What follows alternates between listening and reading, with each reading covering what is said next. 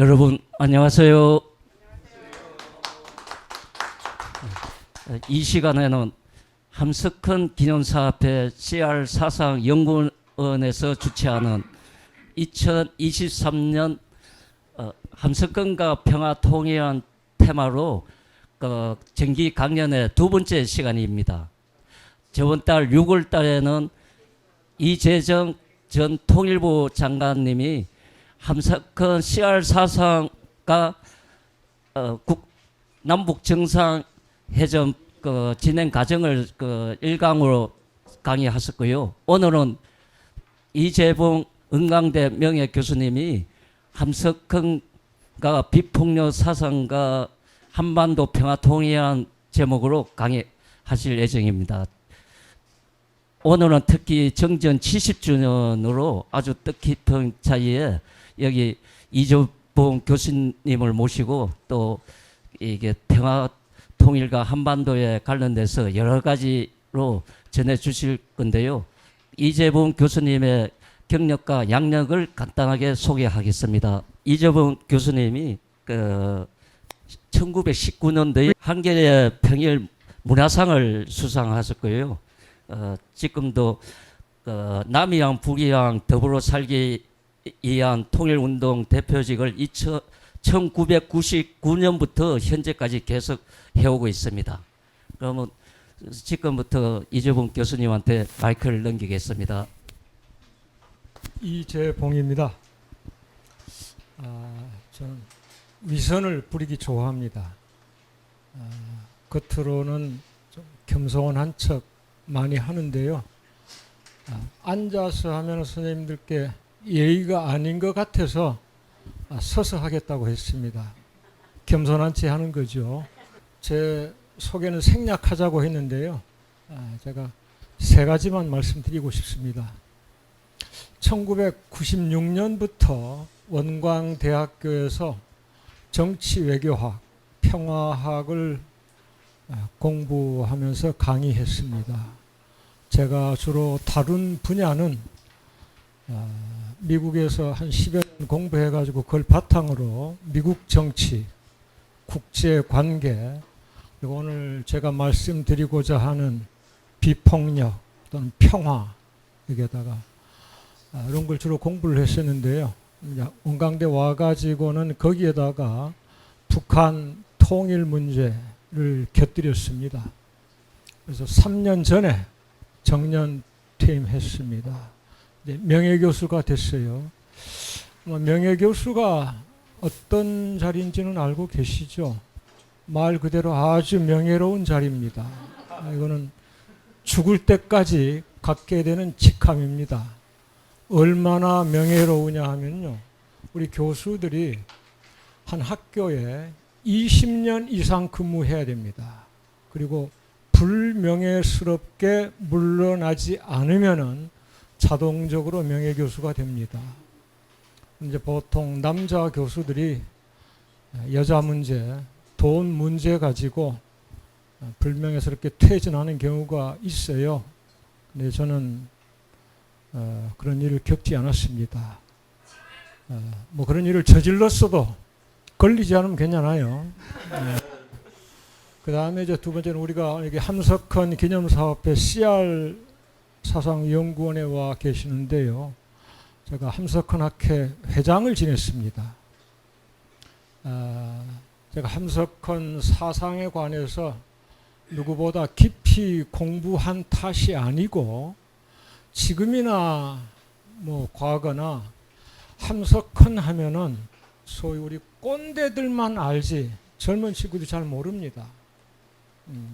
그래서 특히 함석헌 학회에는 좀 까다로웠어요. 말 그대로 학회니까 박사 또는 뭐 교수들이 이게 중심이 돼야 되지 않겠느냐. 뭐 교수 박사들 가운데서 함석헌에 관해서 특히 관심을 갖고 공부하고 연구한 사람들 얼마나 되겠어요. 기껏해야 한 10여 명 안팎이었습니다. 근데 전부 다 저보다 선배들이었어요. 제가 60 후반입니다만은. 그래서 제가 심부름꾼으로 그냥 막내니까 뭐 좀 맡아보겠습니다 해서 맡게 된 게 함석헌 학회 회장입니다. 그리고 이제 금방 원장님께서 2019년 한겨레 통일 문화상을 받았다고 했는데요. 이것도 자랑하고 싶습니다. 흔히 한국의 노벨 평화상으로 불리잖아요. 그래서 노벨 평화상 받은 사람입니다. 오늘 7월 27일 정전협정이 맺어진 지 정확하게 70년 되는 날입니다. 제가 학생들한테는 좀 짓궂은 질문을 합니다. 한국전쟁이 언제 끝났지요? 그러거든요. 공부 좀 했다는 학생들이 손 들고 1953년 7월 27일이요 합니다.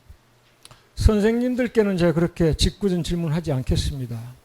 한국전쟁 아직 끝나지 않았습니다. 이런 전쟁 동서고금을 막론하고 사례 없습니다. 1950년 시작돼 가지고 3년 만에 정전 또는 휴전 협정을 맺었지요. 정전은 멈춘다는 뜻이고 휴전은 쉰다는 뜻입니다. 완전히 끝낸 게 아니잖아요. 어정쩡하게 멈추거나 쉬고 있는 상태에서 70년이 흐르도록 전쟁을 완전히 끝내지 못하고 있습니다. 우리가 이걸 기념하는 데는 크게 두 가지가 있는 것 같아요. 제가 지금 평택에서 오는 길입니다. 평택에 마침 두 가지 집회가 열리고 있습니다. 한쪽에서는 미군을 향해서 평화협정, 한국전쟁을 완전히 끝내고 평화협정을 맺는데 앞장서든지 아니면은 나가다오, 이런 뜻이죠. 그러니까 이제 정전협정을 앞세우는 사람들입니다. 반대쪽에서는 어마어마하게 모였대요. 끝이 보이질 않았습니다. 정광훈이 왔다고 하는데요. 제가 그러고 한 바퀴 삥 돌아봤어요. 시간이 한참 걸렸습니다. 거기서는 한미 동맹을 강조합니다. 왜냐하면 1953년 7월 27일 정전협정이 맺어지고 바로 그 다음 달 한미 상호 방위 조약이 맺어졌습니다. 가조약된 거지만요. 바로 이걸 근거로 한미 동맹 생긴 거죠. 그래서 한쪽에서는 정전협정을 강조하고 다른 쪽에서는 한미 동맹 강화를 강조하는 그러한 형국에 와 있는 겁니다. 선생님께서 한번 생각해 보시기 바랍니다. 얼마나 이게 비정상인가요? 우리가 이렇게 공부하더라도 1시간, 2시간 공부하고 5분, 10분 쉬는 게 정상 아니에요? 근데 3분 또는 3시간 공부하거나 일하고 70년, 70분 또는 70시간 쉬거나 놀고 있는 상태잖아요. 거꾸로 돼야죠. 70분 공부하고 3분 쉬어야 되는데. 그럼 70년이 되도록 왜 아직 끝나질 않고 있을까 고민해 보시기 바랍니다. 그런데 정전협정이 종전협정 또는 평화협정으로 바뀌기는커녕 새로운 전쟁 위기가 닥쳐오고 있습니다. 그것도 두 가지입니다.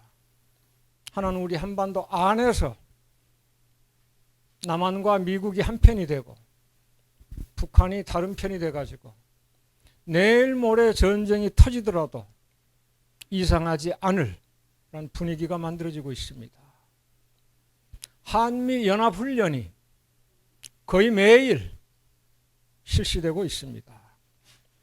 커다란 그야말로 대규모 훈련만 신문에 보도되기 마련입니다. 거의 매일 일어나고 있어요. 이에 맞서서 북쪽에서는 온갖 미사일을 쏘아 올립니다. 바다에서도 쏘아 올린다고 하고 무슨 강에서도 쏘아 올린다고 하고. 제가 선생님들께 그 미사일 종류만 좀 말씀드리겠습니다. 우리가 평화 문제, 통일 문제 공부하시려면은 군사 용어에도 조금 아셔야 될 것 같아요. 우리가 얼마나 험악한 분위기에 살고 있는가. 북쪽에서 쏘아 올린 미사일 지금 오래 들어가지고 순항 미사일이다, 탄도 미사일이다, 대륙간 탄도 미사일이다, 뭐 단거리 미사일이라고 하는데요. 크게 날아가는 종류에 따라서 순항 미사일과 탄도 미사일로 나뉩니다. 여기 좀 미국에 살다 오신 분이 있는데 순항 미사일은 말 그대로 순하게 날아간다. 크루즈 미사일이라고 합니다.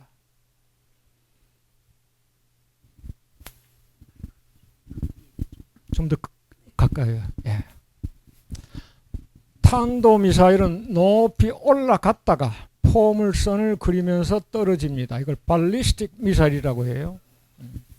보통 이게 이제 힘이 있고 멀리 날아가기 때문에 이것을 특히 미국에서 제재하는 겁니다. 크루즈 미사일은 그냥 비행기 같아요. 천천히 날아가고 낮게 날아가고 그 대신 요격하기가 어렵죠. 방망이 걸리질 않으니까. 이제 거리에 따라서 보통 단거리, 중거리, 장거리 그리고 태평양이나 대서양 같이 바다 건너 가지고 다른 대륙으로 날아가는 것, 그것을 대륙간 탄도 미사일이라고 합니다. ICBM이라고 하죠. 인터컨티넨털 대륙간 발리스틱 미사일, 탄도 탄 이렇게 되는 거죠. 단거리 미사일은 보통 한 500km 안팎입니다. 우리 한반도가 얼마나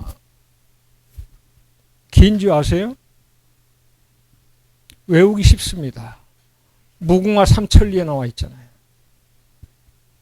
옛날식으로 하면 십리가 4km입니다. 그러니까 무궁화 삼천리니까 1200km예요. 함경도 끝에서 제가 사는 전라도 끝까지가 대략 1200km입니다. 평양의 북쪽에서 우리 남쪽을 향해서 미사일을 쏜다면은 저 함경도 끝에 올라가 가지고 제가 살고 있는 전라도 끝으로 미사일 쏠까요? 그럴 필요 없잖아요. 평양에서 서울 때리면 되죠. 평양 서울 250km입니다. 단거리 미사일도 필요 없어요. 그러잖아요. 더구나 휴전선에서 서울 경기 지역 얼마나 됩니까? 평양에서 서울이 250km니까 휴전선에서 100km 안팎이에요. 만에 하나 전쟁이 터진다 하면은 북쪽 사람들은 미사일 쏠 필요도 없지요. 휴전선에서 대포만 쏘면 되잖아요. 흔히 우리가 장사정포라고 합니다. 우리나라 인구가 대략 한 5,200만 정도 된다고 하는데요. 그 중에 절반이 서울, 경기 지역, 수도권에 산다고 하잖아요. 그래서 흔히 우리가 하여튼 단거리 미사일을 한 500km 안팎, 중거리가 한 1,500에서 2, 3,000 정도, 5,000km 이상 날아가면 장거리, 이제 대륙간 탄도 미사일은 태평양을 건너야 되니까 15,000km 이상 날아가는 겁니다. 북한이 지금 개발하고 있는 게 바로 대륙간 탄도 미사일입니다. 그리고 우리 남한을 향해서 쏘기 위해서 그러겠어요? 서울, 부산 기껏 해봐야 400km고 평양, 서울 250km인데 15,000km 나가라는 미사일이 왜 필요합니까? 미국을 겨냥하는 거죠. 그 다음 이 미사일 쏜다고 하더라도 우리 막지 못할 것 같습니다. 미사일 속도를 제가 말씀드릴게요. 대부분 여기 차 타고 오셨을 텐데 우리가 서울 시내에서는 자동차 속도 기껏해야 5, 60km 되는가요? 뭐 순도로 무슨 자동차 전용도로 해봐야 80km 안팎일 테고 고속도로 나가야 이제 100에서 한 120km 정도 되잖아요. 그러니까 대략 우리가 자동차를 몰면 한 100km 안팎입니다. 제가 서울 올라올 때 기차 탑니다. 좀 좋은 기차예요. 시속 300km까지 나옵니다. 비행기 타면은 시속 한 7, 800km 나옵니다. 미국 날아갈 때는 전보라서 좀 빨라요. 한 1000km 정도 나옵니다. 민간 항공기가 그렇습니다. 전투기는 그 한 2배쯤 됩니다. 근데 1000km 넘어가면은 마하라는 기준을 써요. 1마하가 1224km입니다. 그러니까 대략 한 1200km 정도. 그러니까 전투기가 1마하 좀 넘어가는 거예요. 미사일은 그거 한 2배 됩니다. 보통 미사일이요. 최소한 시속 한 3,000km 정도 된다는 소리죠. 마하 2.53. 북한이 개발하고 있는 미사일 ICBM 마하 15에서 20 사이랍니다. 시속 18,000km입니다. 시속 18,000km, 분속 300km입니다. 평양에서 서울 250km라고 했어요. 미사일이 이제 반드시 날아오지 않고 올라갔다가 내려오니까 그런 거 다 계산해봐야 1, 2분입니다. 그 사이 우리 막을 수 있을까요? 전쟁 터졌다 하면 다 죽는 겁니다. 근데 지금 미국이나 남한이나 북한이나 선제 공격론을 내세우고 있습니다. 영어로는 preemptive strike이라고 합니다. 상대방이 나를 때리기 전에 내가 상대방을 때려버리는 겁니다. 저희 학교 다닐 때 제가 요즘은 이제 비폭력이 제입니다만은 싸움을 했어요. 삐쩍 말라가지고 힘이 없기 때문에 상대한테 잡히기 전에 한 번 날려야 됩니다. 이게 바로 고상한 말로 선제 공격이라고 합니다. 미국이 2001년 9.11 테러를 당하고 아들 부시가 내세웠던 겁니다. 소위 깡패 국가들 7개를 들었어요. 러시아, 중국, 그다음 그때 이제 악의 축이라고 했던 북한, 이란, 이라크, 그다음 이제 수단, 리비아 핵무기를 개발하고 있다 이거예요. 이 7개 나라가 만약에 북한을 테러하려는 움직임이 보인다면, 그러니까 그런 징후가 보인다면 미국이 핵무기를 가지고 먼저 공격하겠다는 겁니다. 그게 바로 선제 공격론입니다. 그러니까 위험한 게 뭐냐 하면은 상대방이 공격하면이 아니라 공격할 징후가 보이면은 내가 먼저 때리겠다는 거예요. 근데 그 시스템, 징후라는 걸 누가 판단합니까? 제가 판단하는 거예요. 뭐 저게 좀 수상한데 저거? 그 저게 나를 공격할 것 같아. 날 치기 전에 내가 치겠다는 거거든요. 미국이나 남한이나 북한이나 전부 다 선제 공격론을 외치고 있기 때문에 여차하면 전쟁 터지는 거예요. 그것도 핵전쟁이에요. 우리가 지금 그렇게 위험한 형국 속에 있습니다. 미국과 남한은 끊임없이 연합훈련하고 특히 전략 자산이라고 하죠. 무슨 무기 앞에 전략이 붙으면 대규모라고 생각하시면 됩니다. 또는 핵무기를 사용할 수 있는, 그래서 전략 폭격기다 그러면 핵무기를 싣고 폭격할 수 있는 거, 그걸 얘기하는 거예요. 그래서 핵 잠수함이 부산항에 왔다가 들락날락거립니다. 핵폭탄을 싣고요. 전략 폭격기가 왔다 갔다 합니다. 이에 맞서서 북한은 계속 미사일을 쏘아 올리는 거예요. 얼마나 위험한가. 그러니까 우리가 정전 70년을 맞이하고 있는데 전쟁이 끝나기는커녕 새로운 전쟁이 일어나려고 하고 있다. 그만큼 심각하다는 거 인식하시기 바랍니다. 여기에서 우리가 북한의 도발이라는 얘기를 많이 듣습니다. 흔히 우리가 말하는 진보 신문, 진보 언론에서도 마찬가지예요. 보수 진보를 가리지 않고 거의 모든 신문 방송에서 도발이라는 표현을 씁니다. 저 이거 상당히 귀에 거슬립니다.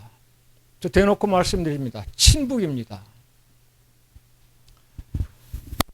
우리가 친북하지 않고 통일할 수 있을까요?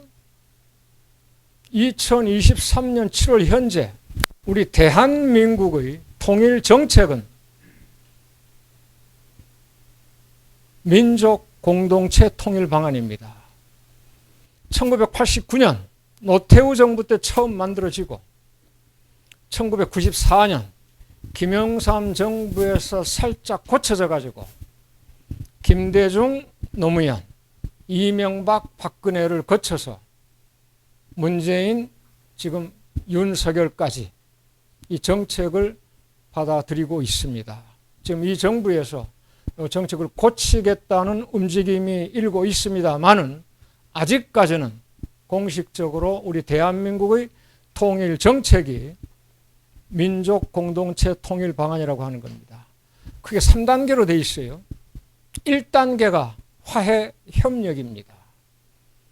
2단계가 국가 연합이고요. 그리고 이제 3단계가 완전 통일입니다. 1단계가 화해 협력입니다.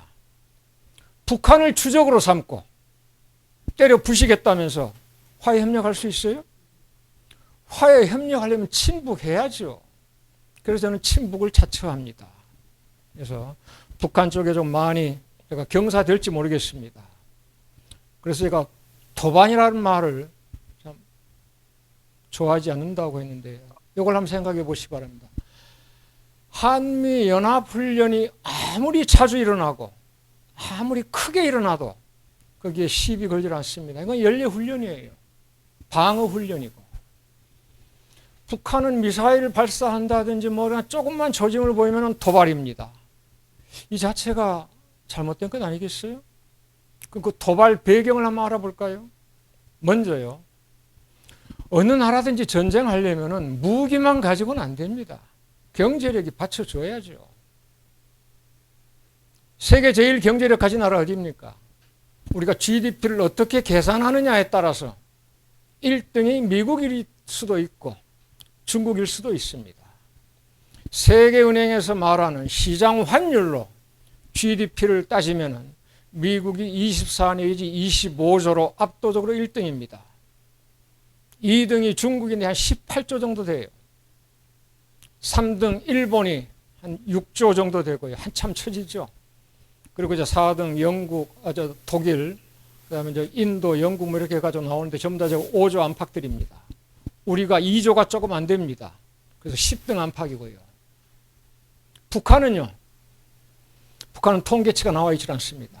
제가 지금 선생님들께 말씀드리는 것은 세계은행이나 국제통화기금에서 자료를 뽑은 겁니다. 북한은 그게 통계가 안 나옵니다. 우리하고 어차피 경제 방식이 다르고 GDP 산출 방법이 다르겠죠. 그런데 우리가 이제 추정하는 겁니다. 한국은행에서. 한국은행에서 추정을 하면 대략 우리 GDP의 50분의 1 안팎이라고 합니다. 우리가 1.8조니까 50분의 1이면 얼마입니까?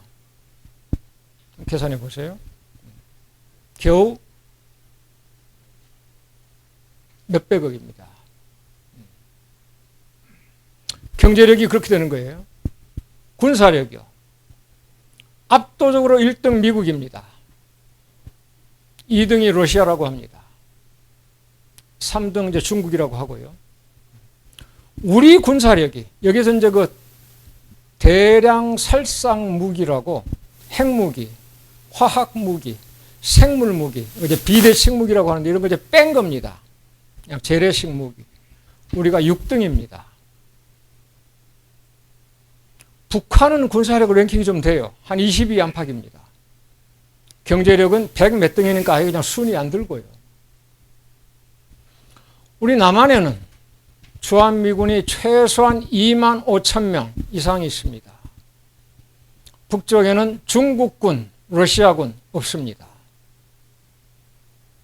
우리는 미군을 불러들여가지고 일본에 1년에 수십 차례 연합훈련을 실시합니다.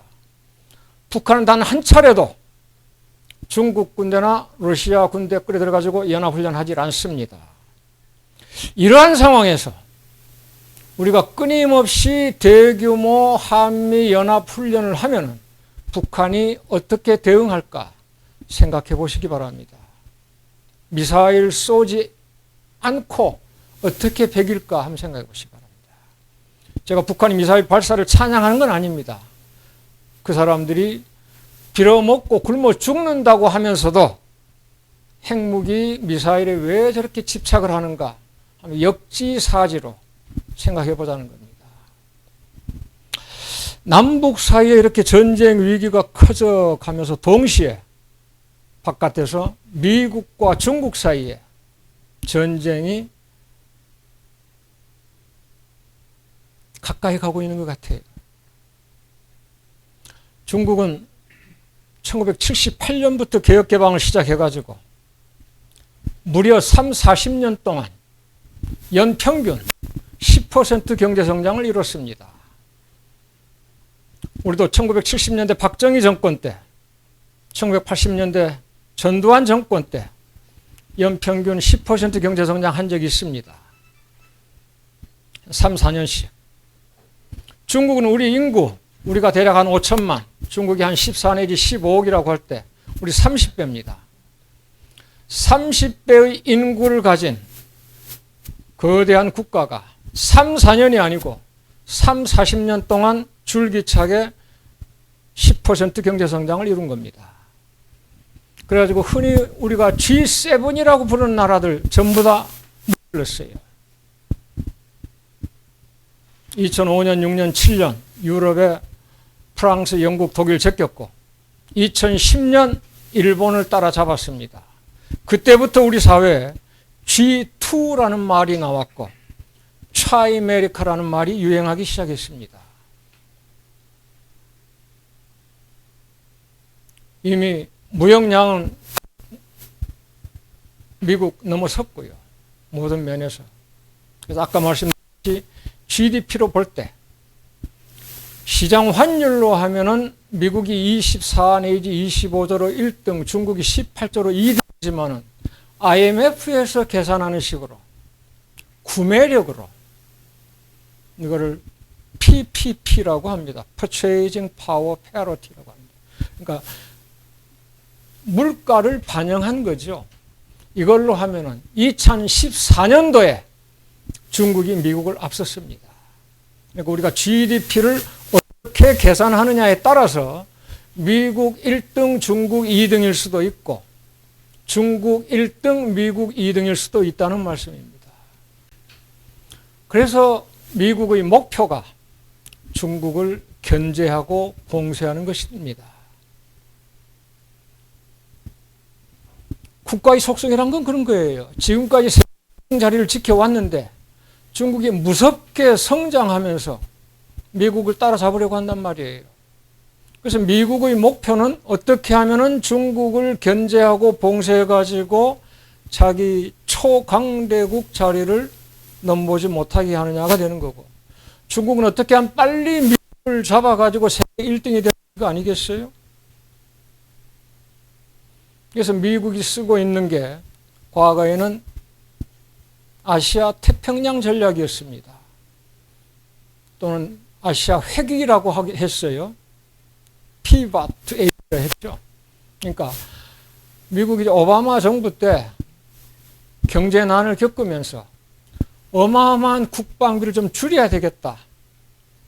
그렇지만은 아시아에서만큼은 줄일 수가 없다. 이게 아시아 회귀라고 하는 겁니다. 중국을 견제하기 위해서. 오바마 끝나고 나서 트럼프 때 바뀌었습니다. 이것이 인도 태평양 전략으로 바뀐 거예요. 과거에는 태평양에서, 아시아 태평양에서 미국과 일본을 중심으로 거기에 우리 한국을 끼워가지고 한미일 삼각공조로 중국을 견제하고 봉쇄한다는 것이었는데, 인도 태평양 전략에서는 인도양에서 호주, 인도, 태평양에서 미국, 일본, 4개 나라, 그래서 쿼드라는 말이 나온 겁니다. 이 4개 나라가 중심이 돼서 중국을 견제하고 봉쇄한다는 거죠. 왜냐하면 미국은 세계에서 가장 큰 2개 바다를 끼고 있습니다. 서쪽으로 태평양, 동쪽으로 대서양. 바닷길이 뚫려 있어요. 미국과 중국 영토 크기가 비슷합니다. 1등 러시아, 2등 캐나다, 3등 미국, 4등 중국 이런 순서란 말이에요. 1등하고 2등은 엄청나게 차이가 나요. 3, 4등은 비슷합니다. 근데 미국은 국경이 2개밖에 없어요. 위로 캐나다, 아래로 멕시코.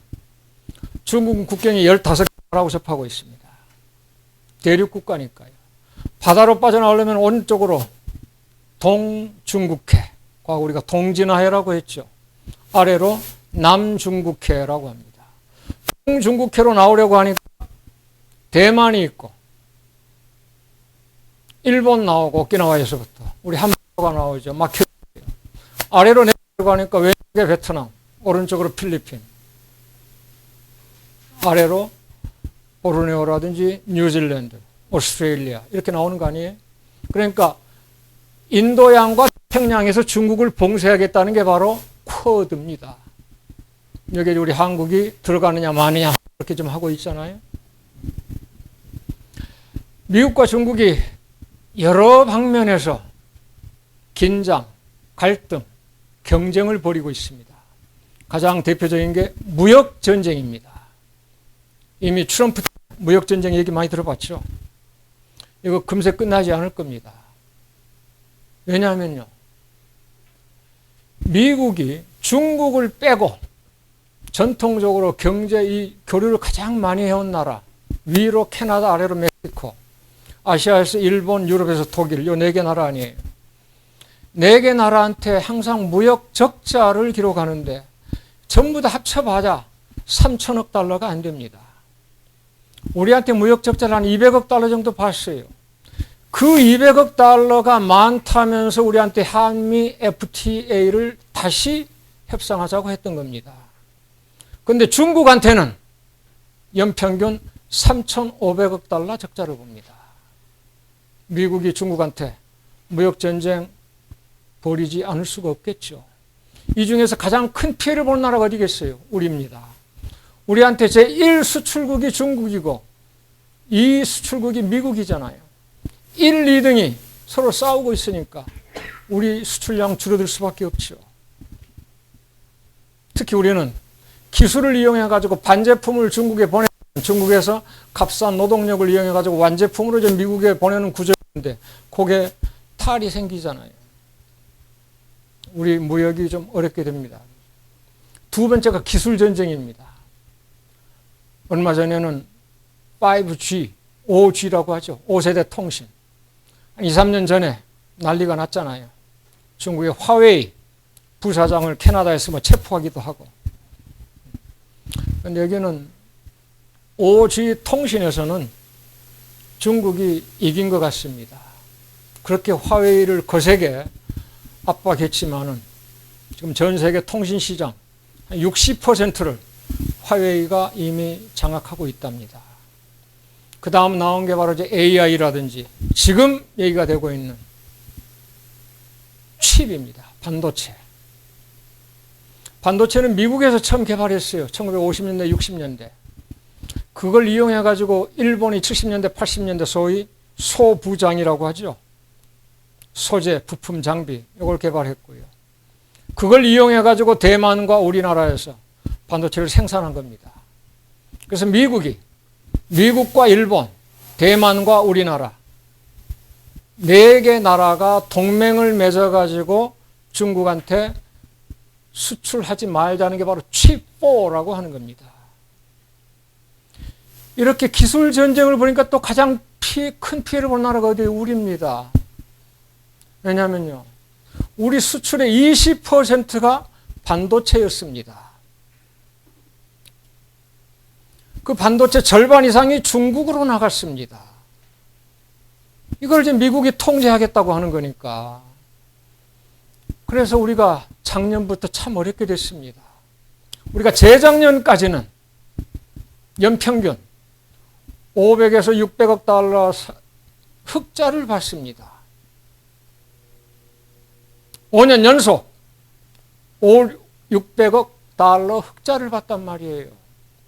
작년에 거의 500억 달러 적자를 봤습니다. 그러니까 그 전까지 500억 달러 흑자 보다가 작년에 갑자기 500억 달러 적자를 봤으니까 얼마나 떨어진 거예요? 1000억 달러가 떨어진 거예요. 물론 여기에는 우크라이나에서의 전쟁 영향이 큽니다만은 반도체 팔지 못한 거 영향 크죠. 그래서 삼성이 계속 먼저 적자 본다는 것 아니겠어요? 그런 형국입니다. 근데 이거는 뭐 우리가 좀 덜 먹으면 괜찮아요. 제가 뭐 삼성 편도 아니고. 근데 정말 위험한 거는 영해 전쟁입니다. 아까 미국이 인도양 태평양에서 중국을 봉쇄한다고 했잖아요. 그 다음 이제 대만 문제입니다. 그러니까 시간이 좀 함석헌 요건 제가 딱 한 5분만 말고 함석헌 가려고 했는데 잘못될 뻔했네. 괜찮습니까? 선생님만 괜찮으시다나 다른 분들은. 근데 이게 워낙 심각하니까 저 그리고 솔직히 전문가 아닙니다. 요거 좀 말씀드릴게요. 대만 문제 선생님들 좀 잘 아셔야 됩니다. 왜냐하면 대만을 두고 2027년까지 전쟁이 일어날 가능성이 크다는 얘기가 많이 나오잖아요. 잘못됐어요. 하나의 중국 얘기 많이 들어보셨죠? 원 차이나 팔러시라고 하는데요. 이건 마침 요즘 시진핑이 중국몽을 이루기 위해서 갑자기 내놓은 것처럼 이렇게 지금 퍼지고 있어요. 아주 잘못됐습니다. 하나의 중국 원칙은 2022년, 23년경 시진핑이 내놓은 게 아니고 1972년 미국과 중국이 합의한 겁니다. 사상 최초 미중 정상회담을 통해서 나온 겁니다. 그래서 그때는 중국이 아니고 대만이 유엔 회원국이면서 유엔 안보리 상임이사국 자리를 차지하고 있었습니다. 중국은 유엔 회원국이 아니었고요. 미국이 러시아를 견제하기 위해서 중국을 끌어들인 겁니다. 그래서 중국이 유엔에 들어가 가지고 대만에 온 겁니다. 72년 하나의 중국 원칙을 정한 건데 뭐냐면 그게 뭐예요? 원 차이나니까 중국하고 대만은 별개가 아니다. 대만은 중국의 일부이지 독립국이 아니다. 이런 내용입니다. 원 차이나라고 하는 게. 그게 72년 미국과 중국이 합의한 거예요.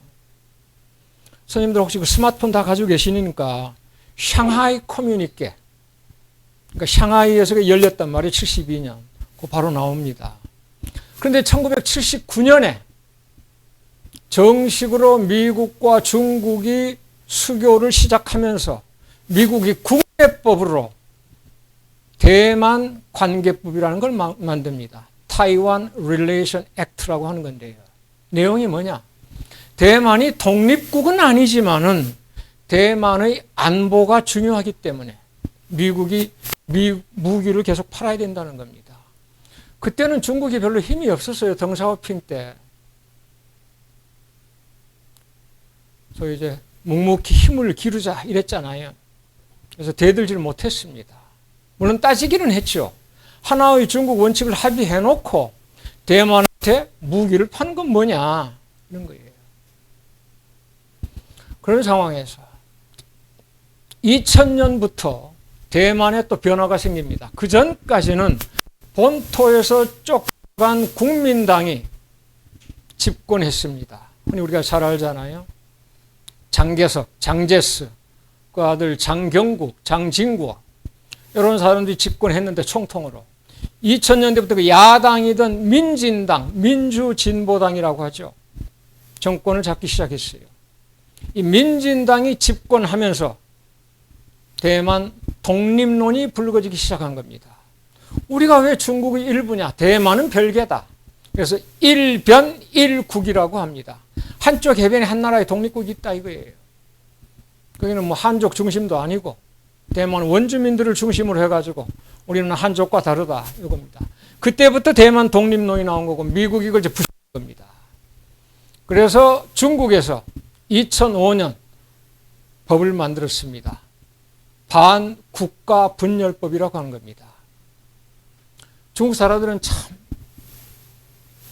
통이 크잖아요. 100년 대계라고 하잖아요. 네, 우리는 가만히 기다리겠지만 결코 무력 통일 시도하지 않겠지만 대만이 독립을 추진하고 외세가 그걸 부추긴다면 무력 통일하겠다고 한 겁니다. 그게 반분열 국가법이라고 하는 겁니다. 그러니까 대만이 지금 정권 잡고 있는 게 민진당이란 말이에요. 내년 선거에서 누가 잡을지 모르겠습니다만 지금 여론 지형을 보면 민진당이 계속 잡을 것 같아요. 민진당이 계속 정권을 잡고 미국이 그걸 계속 부추기고 하면은 전쟁 터질 수 있죠. 근데 만에 하나 대만을 사이에 두고 미국과 중국 사이에서 전쟁이 터진다면 우리 어떻게 될까요? 주한미군은 바로 갑니다. 미국에서 요구한 게 뭐예요? 한국 군대도 와라 했잖아요. 윤석열이 아직까지 그건 대답 안 하고 있어요.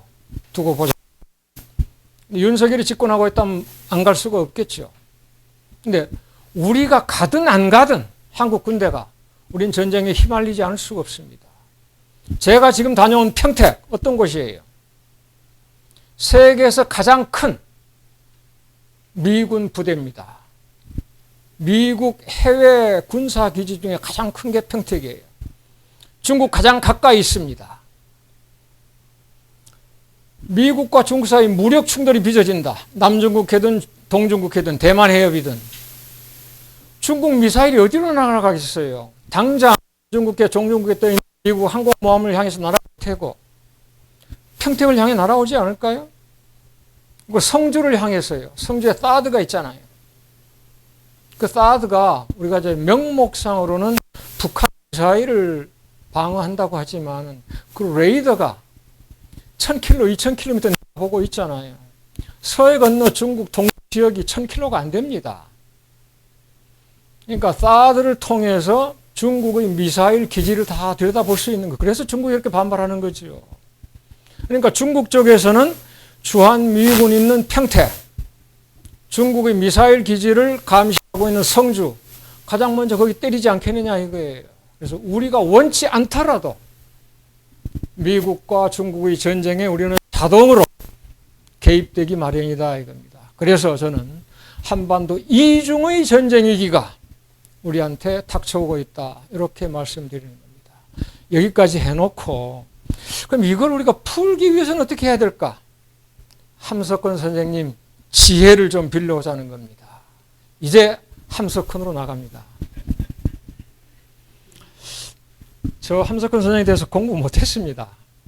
1980년대 서울에서 대학 다닐 때 함석헌 강연도 한 번도 안 들어봤고 그분이 펴낸 에세이집, 평론집 아주 가벼운 책들이죠.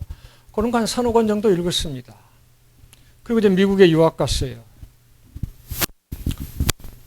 하와이 대학에서 박사과정을 마쳤는데요.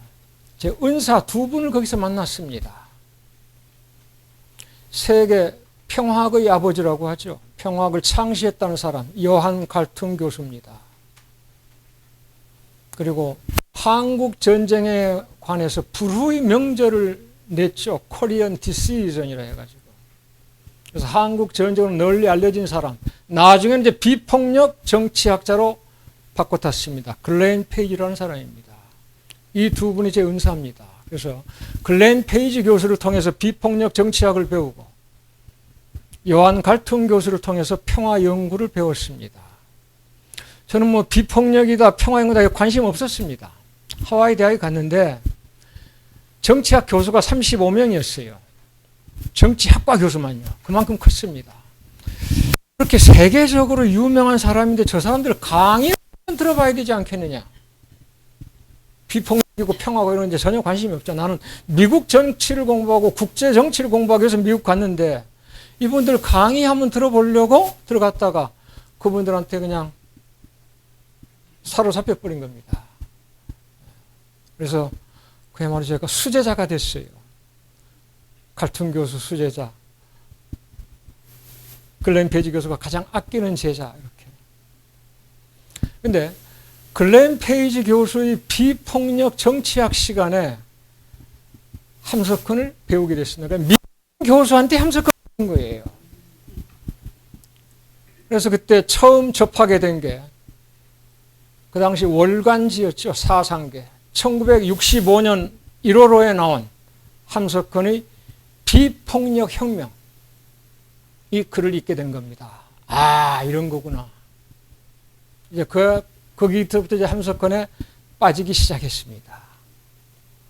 그래서 하와이 대학에서 공부를 마치고 나와가지고 이제 평화학 강좌도 개설해보고 비폭력 정치도 개설해보고 그리고 함석헌 학회에도 발을 들여놨습니다. 그러다가 함석헌 회장을 맡게 된 거예요. 거듭 말씀드리는 함석헌에 대해서 깊이 공부해서가 아니라 가장 젊었기 때문에. 근데 함석헌의 비폭력 사상 또는 함석헌 사상 또는 CR 사상을 공부하기 위해서는 두 분에 대해서 공부를 또 해야 됩니다. 왜냐하면 함석헌한테 가장 큰 영향을 미친 사람이 바로 간디입니다. 1919년 3.1 운동 무렵에 함석헌이 간디에 대해서 뭐 소문을 좀 어때 뭐 이런 사람이 있다 인도에 그냥 뭐 비폭력으로 무저항으로 영국으로부터 뭐 독립을 추진한다 뭐 이런 얘기를 듣었다는 거예요. 그러다가 이제 1924년 25년 무렵에 함석헌이 간디에 빠지기 시작합니다. 그래서 우리가 살 길은 간디의 길을 따르는 것밖에 없다. 간디 제1추종자가 돼가지고 간디 책을 번역해서 출판하기도 하는 거죠. 그런데 이 간디는 누구 영향을 받았느냐? 톨스토이 영향을 받았습니다. 우리는 흔히 톨스토이 하면은 소설가라고만 생각하잖아요. 이 사람은 신학자였고 평화학자였습니다. 톨스토이 무저항이 아주 유명합니다. 이 사람은 독실한 기독교인이에요. 그런데 이제 일반 기독교와는 달리 교회에 나갔습니다. 그럼 이 교회가 제대로 역할을 못하고 있다 이거예요. 왜냐하면 그때 기독교들이 총을 들고 나갔단 말이에요. 예수의 가르침이 뭐냐 이거예요. 마태복음 5장 흔히 우리가 산상수훈이라고 하죠. 거기에 뭐라고 나옵니까? 그 그냥 너무나 쉽게 많이 들리잖아요. 원수를 사랑하라고. 네? 상대가 내 왼쪽 뺨을 때리면 저 오른쪽도 대라 그러고. 우리 인간이 어떻게 그렇게 할 수가 있어요? 근데 그 기절에 그냥 뿅 갔답니다. 톨스토이나 간디가요. 그래서 톨스토이가 이 기절을 가지고 이제 비폭력이 아니라 무저항 사상을 다듬는데 이 무저항이라는 게 저항을 하지 않는다는 하기가 쉽습니다. 흔히 우리 간디를 얘기할 때 그래요. 간디를 얘기할 때 무저항주의자라고 얘기합니다. 아주 잘못됐습니다. 이건 간디를 엄청나게 욕하는 겁니다. 간디가 가장 싫어했던 게 무저항입니다. 근데 우리 사회에서는 이 사람은 무저항주의자라고 했어요. 무저항이라고 말 저항을 하지 않는 거잖아요. 간디 적극적으로 저항한 사람이 어디 있어요? 그 대신 저항하되 폭력을 저지르지 않는다 이거예요. 그래서 비폭력 저항이지 무저항이 아닙니다. 비폭력은 사회를 압도할 수 있는 정신적 힘과 육체적 힘도 가지고 있어야 된다 이거예요. 그래서 그러한 자신이 없으면은 비폭력 저항을 못한다. 비폭력 저항을 못하겠으면은 우리가 사회 부정이나 비리, 불의를 보면은 저항을 해야 하는데 비폭력적으로 할 자신이 없으면은 폭력적으로라도 하라 그랬습니다. 그게 산 사람이라는 거예요. 근데 무저항이라고 하는 것은 영혼이 없다는 거예요. 비겁하거나 무지하거나 부정, 불의를 모르거나 알면서도 저항하지 못하는 거. 그러니까 비겁의 산물이에요. 무지의 산물이에요. 그러한 사람한테 무저항주의자? 말이 안 되는 거죠. 그런데 톨스토이가 말한 게 무저항인데 이게 이제 오해를 불러일으키기가 쉬워요. 무저항이라고 해서 저 무턱대고 저항하지 않는다는 게 아니라 악에는 악으로 저항하지 않는다는 거. 요겁니다. 그러니까 악을 악으로 대적하지 말라는 거지 악을 그냥 그대로 보아넘기라는 게 아니에요. 이게 톨스토이 정신입니다. 이걸 이제 간디가 받아들여 가지고 무저항이라는 말 자체 오해를 불러일으킬 수 있으니까 무저항 또는 소극적 저항이 비폭력 저항으로 바꾸자. 그래서 아주 적극적으로 저항해야 된다. 이게 간디의 가르침입니다. 그래서 함석헌이 이거를 받아들인 겁니다. 그래서 간디가 인도 출신이니까 간디를 존경한 나머지 인도까지 여행을 하잖아요. 그래서 인도로부터 우리가 배울 게 있다고 하는 거예요. 그래서 인도 말씀드리기 전에 다시 한 번 말씀드립니다. 톨스토이는 이제 퀘이커 교도들한테 또는 윌던 갑자기 그 사람 생각이 안 나네요. 예, 소로우한테 영향을 받았고, 그 다음에 이제 톨스토이가 영향을 미치는 사람은 간디 또는 이제 뭐 킹, 미국에, 그리고 우리나라의 유영모와 함석헌 이런 사람들이죠. 그러니까 이제 우리가 함석헌 또는 유영모의 사상을 공부하기 위해서는 간디를 알아야 되고 그 위에 톨스토이를 알아야 된다 이렇게 말씀드린 겁니다. 이제 그걸 선생님들 다 이제 아시니까 인도만 얘기하겠습니다. 함석헌이 인도를 다녀와가지고 우리가 인도로부터 배울 게 있다 이거예요. 비폭력으로 독립을 이루지 않았느냐 이거예요. 우리가 1920년대 30년대는 무장투쟁을 했잖아요. 그래서 그 당시에는 비폭력은 참 비겁하다. 그건 일본의 그 군국주의가 맞설 수가 없다. 이런 게 팽배했는데 우리는 비폭력으로 갔어야 됐다. 뭐 이런 얘기죠. 근데 인도가 두 가지예요. 경제적으로는 아주 어렵지만은 그래도 정치적으로는 민주주의 틀을 가지고 있는 나라다 이거예요. 그래서 인도에서 사상의 자유를 맛본 겁니다. 함석헌이. 공산주의도 받아들일 수 있는 그러한 열린 민주주의가 된다 이거예요.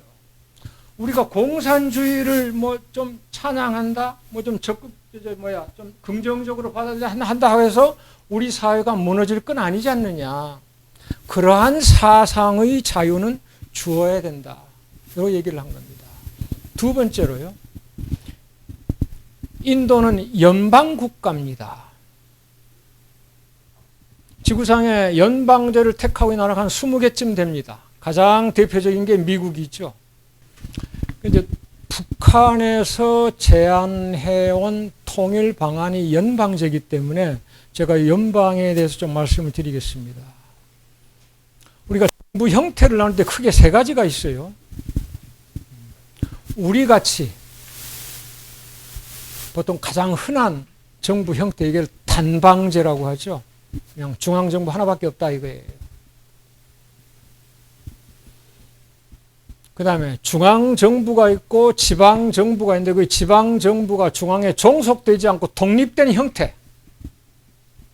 이게 연방제입니다. 우리 같은 지방자치제하고는 달라요.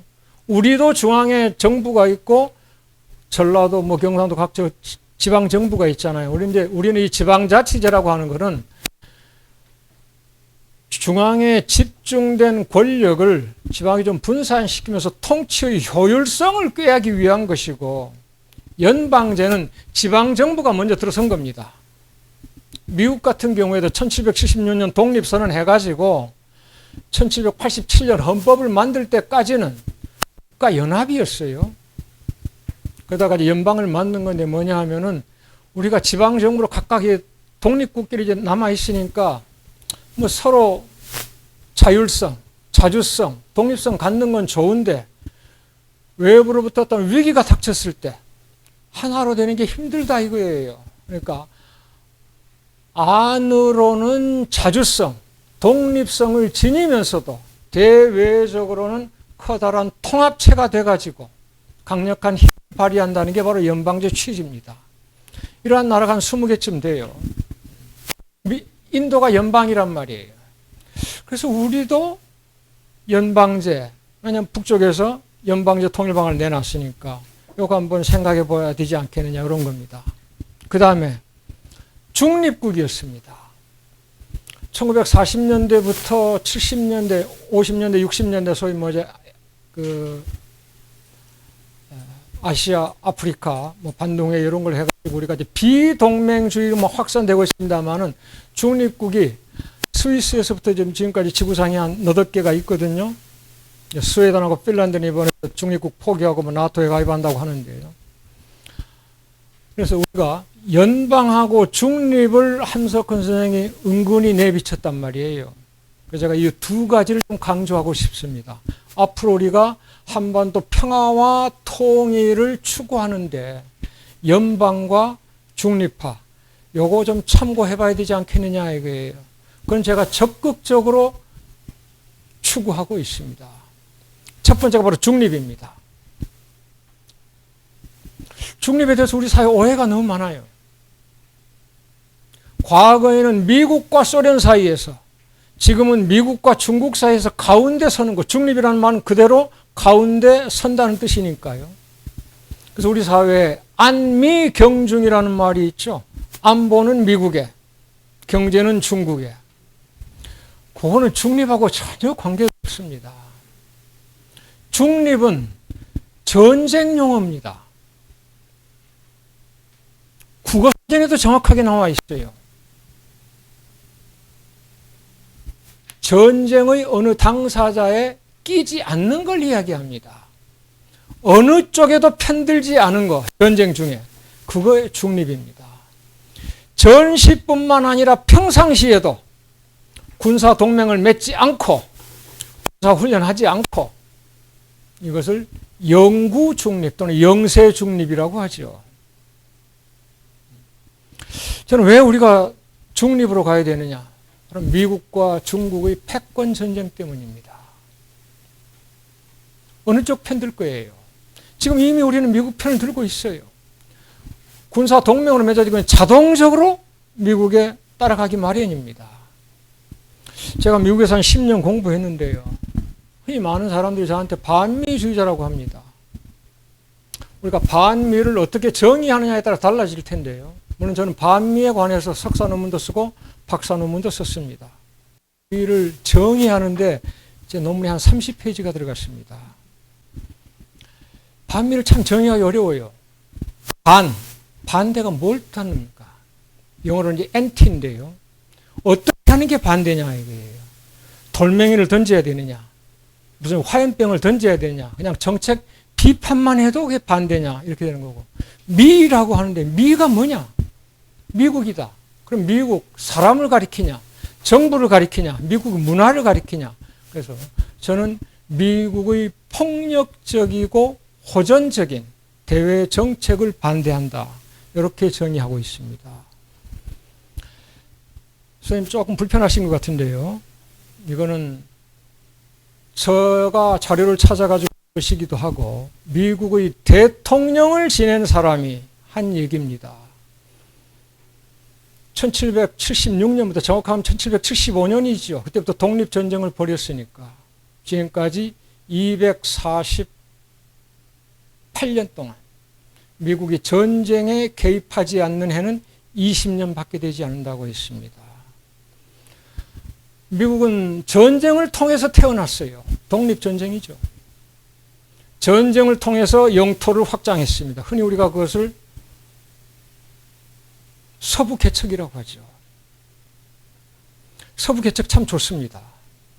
그런데 서부 개척을 통해서 그 원주민 수백만 수천만이 죽었습니다. 대량 학살 아닌가요? 이걸 전쟁이라고 하지 않을 수가 있어요? 전쟁을 통해서 영토를 확장했습니다. 가장 큰 전쟁이 멕시코와의 전쟁이었죠. 텍사스 빼앗고 서부 캘리포니아가 다 뺏었습니다. 멕시코 땅 절반 이상을 뺏었어요. 전쟁을 통해서 세계 패권 국가로 올랐습니다. 2차 세계대전이죠. 전쟁을 통해서 패권을 유지하고 있습니다. 미국처럼 전쟁 좋아하고 전쟁 잘하고 전쟁 많이 한 나라 없습니다. 이런 것을 반대한다고 반미다? 좋습니다. 그래서 제가 반미입니다. 그런데 우리가 이러한 미국과 동맹을 맺고 있으니까 전쟁에 끌려들지 않을 수가 없어요. 그게 1960년대 베트남 전쟁입니다. 전 세계가 반대했죠. 우리는 좋다고 갔습니다. 2003년 이라크 전쟁, 우리 갔습니다. 미국이 침략 전쟁이죠. 미국의 방어 전쟁, 미국이 다른 나라로부터 침략을 받았기 때문에 우리가 동맹으로서 가서 도와줘야 된다. 그렇죠. 그런데 동맹이라 해가지고 미국이 침략한 전쟁까지 가야 되는가? 그럼 생각해 보시기 바랍니다. 아무리 친미주의자라고 할지라도. 지금 이제 반미 친미 나오는데 제 철학은 우리는 미국을 친미, 반미 좋다 이거예요. 이건 수단 방법입니다. 경우에 따라서는 친미도 하고 상황에 따라서는 반미해야 돼요. 목표가 뭐야? 용미가 돼야 됩니다. 미국을 이용해서 우리 국가 목표라는 것은 이득을 취하는 거기 때문에 경제이익, 안보이익. 근데 조건이 있습니다. 제대로 친미하고 제대로 반미하려면 미국을 알아야 됩니다. 그게 바로 지미입니다. 비미를 조건으로 경우에 따라서는 친미도 하고 상황에 따라서 반미도 하면서 궁극적으로는 용미로 나가야 되지 않겠냐, 이것이 제가 주장하는 건데, 한미 동맹에 묻혀가니까 우리가 전쟁에 끌려 들어가지 않을 수가 없다 이거예요. 그래서 전쟁을 피할 수 있는 방법은 중립밖에 없다. 그래서 중립을 한번 생각해 보자는 겁니다. 두 번째, 연방제입니다. 평택에서도 보고 왔어요. 연방제 적화통을 막아내자, 그런 구호가 있대요. 연방제에 대해서 너무나도 모르기 때문이죠. 북한 통일 방안은 연방제입니다. 아까 우리 통일 방안은 1989년 만들어진, 그리고 94년에 조금 고쳐진 민족 공동체 통일 방안이라고 했는데, 북한은 1960년부터 연방제를 주장했습니다. 1960년에 주장할 때는 뭐라고 했느냐? 그때는 북한이 모든 면에서 우리 남보다 앞서 있었습니다. 정치가 안정됐고 경제적으로 우리보다 잘 살았어요. 총선거를 통해서 통일하자고 했습니다.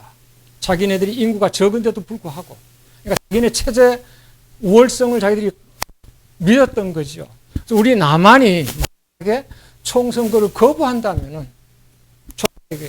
우리가 너희들한테 경제적으로 도와줄게, 그리고 잠정적으로 연방제를 취하자. 연방제라고 하는 것은 남쪽의 지방, 북쪽의 지방정부, 니네는 자본주의 유지하고 우리는 사회주의 유지하고 니네 체제 건드리지 않겠다, 요겁니다. 그만큼 자기들이 자신이 있었다는 거예요. 그게 1960년대 내세운 연방제입니다. 70년대 고려 민주연방제라고 좀 고쳤습니다. 국호를 딱 내세웠어요. 고려 민주공화국이라고 해요. 왜 고려냐? 우리는 한국이에요. 북쪽은 조선입니다. 조선이나 한국은 우리 한반도 역사상 가장 오래되고 전통적인 나라 이름입니다. 이 한반도에서 가장 먼저 생긴 나라 이름이 바로 조선입니다. 흔히 우리가 고조선이라고 하죠. 고조선 자체가 정식 국호가 아니에요. 당군이 세운 조선하고 이성계가 세운 조선하고 헷갈리니까 당군이 세운 조선을 앞에 고자를 붙여가지고 고조선이라고 한 거죠. 그래서 우리 땅에 생긴 나라 이름 맨 처음 나온 게 바로 조선입니다. 그 다음 나온 게 한국이에요. 마한, 진한, 변한 삼국시대 전에 삼한시대가 있었잖아요. 제가 살고 있는 전라도가 바로 마한이었고요. 그래서 그때 그 한자가 바로 한국입니다. 그때를 이제 소한이라고 할 수가 있겠죠. 우리가 대한이고. 그래서 조선이나 한국이나 가장 오래된 전통적인 나라 이름인데 누가 양보하겠느냐 이거예요. 그래서 조선도 아니고 한국도 아니고 고려로 정하자고 한 겁니다. 왜 고려냐? 최초의 통일 국가랍니다. 우리 남쪽에서는 최초의 통일 국가하면 신라를 꼽습니다. 흔히 우리가 통일신라라고 하죠. 북쪽에서는 이걸 인정하지 않습니다. 이게 바로 이제 신채호 역사관이에요. 신채호가 이걸 인정하지 않습니다. 이 민족을 끌어들여 가지고 당나라죠. 동족을 쳤는데 이제 통일이라고 했는데 대동강 이북 땅을 전부 다 뺏겼다. 그게 무슨 통일이냐 이거 역적질이지. 이게 신채호의 역사관입니다. 북쪽에서 이 역사관을 그대로 물려받았어요. 그래가지고 우리나라 남쪽에서는 김유신, 김춘추 하면은 위인전 가장 앞에 나오는 사람들이지만 북쪽에서는 김유신, 김춘추 하면 천하 역적들입니다. 그래서 삼국 통일은 인정하지 않기 때문에 최초의 통일은 고려라 이거예요. 그리고 코리아라는 말이 고려에서 나온 거 아니냐. 그래서 우리가 통일을 한다면은 조선도 아니고 한국도 아닌 고려로 하자. 그래서 고려민주공화국 통일방안을 내놓은 겁니다. 1980년대 고려민주연방공화국이라고 했습니다. 거기다 연방이 붙은 거예요. 그리고 여기서 중립화를 제안합니다. 우리 외교 정책은 미국도 아니고 소련도 아니고 중국도 아니고 사회주의도 자본주의 어느 쪽에도 치우치지 않는 중립으로 가야 된다. 그걸 표방한 겁니다. 이게 연방제예요. 90년대 이게 좀 바뀝니다. 89년 동독이 무너졌어요. 정치적으로 북한보다 더 안정되고 경제적으로 더 잘 살았던 동독이 무너져 버린 겁니다. 그걸 보면서 북한이 엄청나게 위기에 휩싸였겠죠. 동독이 무너지고 소련이 무너지는데, 더구나 우리 남쪽에서는 그때 흡수 통일, 북한 붕괴론이 엄청나게 유행했습니다. 그래서 남한한테 흡수되지 않기 위한 몸부림으로 연방제를 내세웠습니다. 김일성이 말을 참 쉽게 했어요. 누가 누구를 먹거나 먹히우는 게 아니라 자기 체제를 지키는 그러한 통일하자는 거예요. 이게 이제 문익환 목사하고 89년 합의했던 겁니다. 그리고 이제 91년 신년사를 통해서 공식적으로 발표했어요. 이것이 이제 낮은 단계 연방제라고 하는 겁니다. 왜냐하면은 연방제라고 하는 남쪽의 지방정부, 북쪽의 사회주의 지방정부가 있는데, 대외적으로는 연방국가 하나가 돼야 되기 때문에 외교권, 군사권을 합쳐야 되는데 어떻게 합칠 거냐 이거예요. 이거는 체제 두 개 그대로 지키는 건 좋은데 대내적으로, 대외적으로 하나의 국가가 되기 위해서 누가 대표가 될 건가? 이거는 금세하기 어렵다 이거예요. 그래서 천천히 하자. 그래서 처음에는 지방정부에 힘을 줘, 나중에 연방정부로 힘을 점차적으로 실어, 그러한 점진적인 연방제, 이걸 제안하는 거죠. 미국 연방제가 바로 그랬어요. 처음에 1787년 헌법을 통해 가지고 연방제를 실시할 주 정부가 막강한 권한을 행사했습니다. 그러다 30년대 위기를 맞으면서, 40년대 전쟁을 맞으면서 중앙정부에 더 큰 권력이 주어지게 된 겁니다. 그래서 김일성이 이 낮은 단계 연방제, 연방이라고 하지만은 지방정부에 좀 더 큰 힘이 실리는 걸로 가자 이거예요. 2000년 6월 우리나라 역사상 최초로 남쪽의 김대중, 북쪽의 김정일이 만나가지고 합의했습니다. 흔히 말하는 6.15 공동선언이죠. 저는 그게 가장 중요한 게 바로 통일 방안이라고 생각해요. 남쪽의 통일 방안과 북쪽의 통일 방안, 구체적으로 남쪽의 통일 방안, 아까 제가 말씀드린 3단계 중에 두 번째 단계, 국가 연합하고, 북쪽의 통일 방안, 연방제 중에 낮은 단계하고 공통점이 있으니까 이 공통점을 바탕으로 통일을 지향하자고 한 겁니다. 이처럼 건설적이고 바람직한 것 있어요? 어떠한 정책이든지 마찬가지지만 특히 통일 정책은 상대가 있기 때문에 상대방이 어느 정도 받아들일 수 있는 그러한 정책을 마련해야 되지 않겠어요? 우리의 주장만 내세운다면 우리한테는 가장 바람직하죠. 하지만 실현 가능성이 없습니다. 실현 가능성만 놓고 본다면 전쟁이 가장 빠릅니다. 양쪽이 불바다가 되고 잿더미가 되더라도 전쟁이 나면 통일되는 거죠. 그래서 어느 정책이든지 첫째는 바람직하고 두 번째는 높아야 되는데 국가연합이나 연방제보다 더 실현 가능성 높고 바람직한 그러한 방안이 있겠느냐 이거예요. 그래서 제가 선생님들한테 요거 한번 생각해 보자고 연방제에 대해서 설명한 겁니다. 요거를 함석헌이 인도에 다녀와 가지고 우리한테 살짝 가르쳐준 것이라고 말씀드립니다. 제가 여기까지 하고 선생님들 질문이나 비판 받고 싶습니다. 고맙습니다. 제가 작가거든요. 근데 글을 쓰다 보면요, 우리나라에서 최고 문제가 뭐라고 생각하냐면은 이 개념어라든가 이거를 우리나라에서 만들어내질 못해요. 이렇게 어떤 거를 이렇게 언어화하는데 보면은 되게 일본에서 한자로 만든 거 갖다 쓰던가 영어로 그냥 갖다 쓰던가 그러냐. 근데 남북 문제조차도 그런 것 같아요. 그러니까 이게 뭐 반은 질문이고 반은 저건데 중국은 대만하고 양원 관계라고 그러지 않습니까? 해안에서 양원 관계를 서로 다 쓸 수 있거든요. 근데 우리는 남북 관계라고 북한은 북남 관계라고 그래요. 이런 아주 기본적인 용어도 80년 동안 통일을 못했는데 이런 얘기를 하는 게 저는 굉장히 회의적이거든요. 연방제 통일한 용어도 하나 남북에서 쓰는 용어 하나도 제대로 저도 이제 남북이라고 했습니다만은 근데 좀 그런 거부터 좀 시작해야 되지 않나라는 생각을 좀 굉장히 많이 들거든요. 제가 뭐 건방진 말씀인지 모르겠지만 그래서 이런 모든 게 좀 저는 이런 것도 하나 못한 주제에 무슨 뭐 다른 걸 논의를 하냐라는 게 좀 그렇습니다. 쓰거나 강의할 때 그 용어를 정확하게 말씀을 드려야 됩니다. 우리 이제 학문적으로 이것을 조작적 정의라고 하거든요.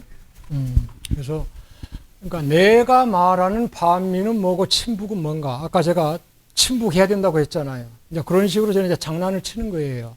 그런데 또 종북도 얘기합니다. 우리 사회에서 종북하면 그냥 너무나 끔찍하게 생각하잖아요. 북한이 아무리 우리보다 못하다고 하지만은 우리보다 잘난 점이 있죠. 우리가 아무리 잘 산다고 하더라도 북한보다 못한 점이 있고, 그래서 북한이 잘하는 건 우리 따라가야 되지 않겠느냐. 그게 바로 종북이다. 저는 이렇게 얘기합니다. 그래서 제가 잠깐 말 장난을 좀 했는데, 그리고 이제 반미는 게 장난이 아니고요. 그래서 우리가 학문적으로 반미냐 비미냐 미국 비판하는 거 이런 얘기가 많이 나왔어요. 그래서 그러면 반미와 비미의 경계선이 어디냐? 어디까지가 비판이고, 그런데 미국을 비판하지 않은 데가 어디 있어요, 세상에. 근데 모든 비판을 반미로 한다면 지구상에 반미 아닌 국가가 없을 겁니다. 그럼 모든 면에서 다 미국을 찬성해야 된다? 그런 나라도 없을 테고요. 그래서 제가 이제 어떤 부분을 어떻게 반대하느냐. 그래서 이제 반미를 정의하는데 30페이지가 제가 들었다는 소리인데, 이제 그런 차원에서 이제 반미, 친북 얘기 드린 거고요. 아까 이제 중국은 마찬가지예요. 양안 관계라고 하는데, 우리가 독립국가라고 하면 양국이라고 하겠죠. 그래서 양안 관계라는 게 이제 대만을 벌써 독립국가로 취급하지 않는다는 겁니다. 해안을 놓고서 양쪽이 바라보고 있다는 뜻이니까요. 그 다음에 이제 우리 남북과 관련해가지고 항상 어느 나라든지 자기를 먼저 내세우고 상대를 뒤에 세웁니다. 그래서 우리가 앞에 들어갈 때는 괜찮아요. 한미, 한일. 근데 우리가 아닐 경우에, 예를 들어서 북한하고 미국이 할 때는, 예를 들어서 이제 조선일보 같으면 조북 관계라고 하고, 미북 관계. 일반적으로 이제 북미 관계라고 하잖아요. 그러니까 가까운 쪽을 먼저 하는 게 이제 사회 관습이 돼버렸습니다. 그러니까 이제 그것도 참고하시면 되겠고, 하지만 그걸 꼭 따라야 될 건 없어요. 우리가. 선생님 이제 작가라고 하시니까 이제 창의성을 발휘하셔가지고, 뭐 어느 한쪽이 아니라 모두가 다 받아들일 수 있는 그런 용어. 제가 한마디 재밌는 건 남북 관계라고 말씀하시니까, 논문을 쓰면은 영어로 이거 abstract 그 요약문을 쓰는 게 있습니다. 그러니까 제가 이제 남북 관계라고 하잖아요. 우리는 당연히 이제 우리 한글로 쓸 때는 남북 관계죠. 남이 먼저 나오니까 남이 나가고. 그러니까 동서남북에서 남이 먼저 나오는데 영어로 하면 north가 먼저 나옵니다. north south라고 한단 말이에요. 그래서 그 남북 관계 해놓고 영어로 north south relation이라고 번역을 했어요. 그때 난리가 난 거예요. 왜 북쪽이 먼저냐고. 그래서 우리가 동북아시아라고 하는데 동북아를 이스트, 노스 에이시아라고 하지 않지 않느냐. 노스 이스트 에이시아 하지. 그런 식으로까지 설명하면서 논문 통과한 적이 있습니다. 우리 사회가 그래요. 참고하시기 바랍니다. 다른 질문이나 비판 받겠습니다. 제가 먼저 개인적으로 질문을 드리겠습니다.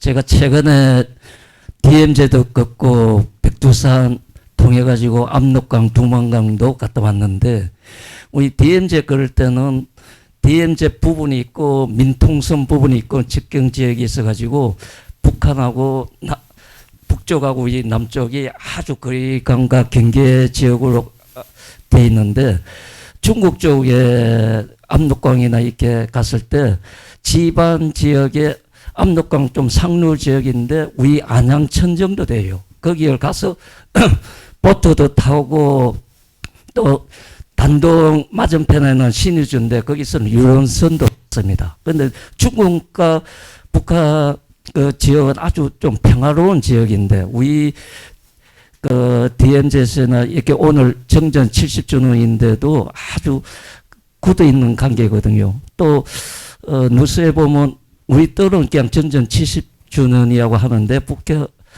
북쪽에서는 오늘 전선 기념일이라고 합니다. 왜냐하면 예전에 휴전선을 38도 선을 따졌을 때 그때보다 지금 휴전선이 우리 때의 영토가 더 많거든요. 저 강원도 지역이 더 많이 올라가 있기 때문에. 그런데도 불구하고 이렇게 전승 기념이라고 하는 것을 오늘 또 교수님 통해 가서 또 묻고 싶습니다. 먼저 DMZ 평화 걷기. 근데 많은 사람들이 요즘 그 유행어가 되다시피 했어요. DMZ 평화 기행 이렇게 두 가지가 잘못됐어요. 우리가 DMZ에 못 들어갑니다. DMZ에 들어갈 수 있을 때는 판문점하고 그 옆에 있는 대성동 마을밖에 없어요. 민통선 접근도 제대로 못합니다. 그러니까 DMZ라고 하는 건 이제 군사 분계선을 중심으로 해가지고 북쪽으로 2km, 남쪽으로 2km 이 안에 이게 이제 DMZ예요. 우리 민간인은 얼씬도 할 수 없는데 우리가 전부 다 DMZ를 걷는다고 한단 말이에요. 이제 상징성이겠죠. 그다음 이제 DMZ 밑에가 그 군사분계선 밑에가 그 NLL 북방 한계선, 남방 한계선 있고 그 밑에 이제 민통선이 있습니다. 그러니까 우리가 가서 걸을 수 있는 것은 민통선 근처예요. 그러니까 남방 한계선도 아니고 더구나 군사분계선 쪽은 아니고 근데 우리가 그냥 상징적으로 DMZ 걷기 하는데 잘못됐고 기행이라는 말이 요즘 너무 유행을 해요. 요즘 유행이라는 말 거의 안 씁니다. 뭐 DMZ 기행, 평화 기행, 통일 기행, 인문 기행, 역사 기행 전부 다 기행이라는 말이 여행을 기록한다는 뜻이에요. 여행을 기록하는 걸 기행이라고 하는데 여행 자체를 기행이라고 하는 우리 문화가 만들어져 버렸습니다.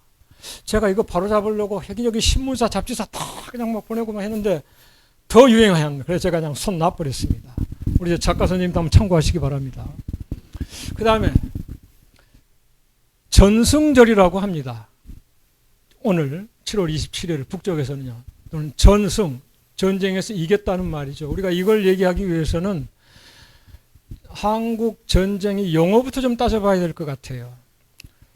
선생님들이나 저나 우리가 중고등학교 다닐 때는 한국 전쟁이라는 말 안 썼을 겁니다. 6.25 전쟁이라고 했죠.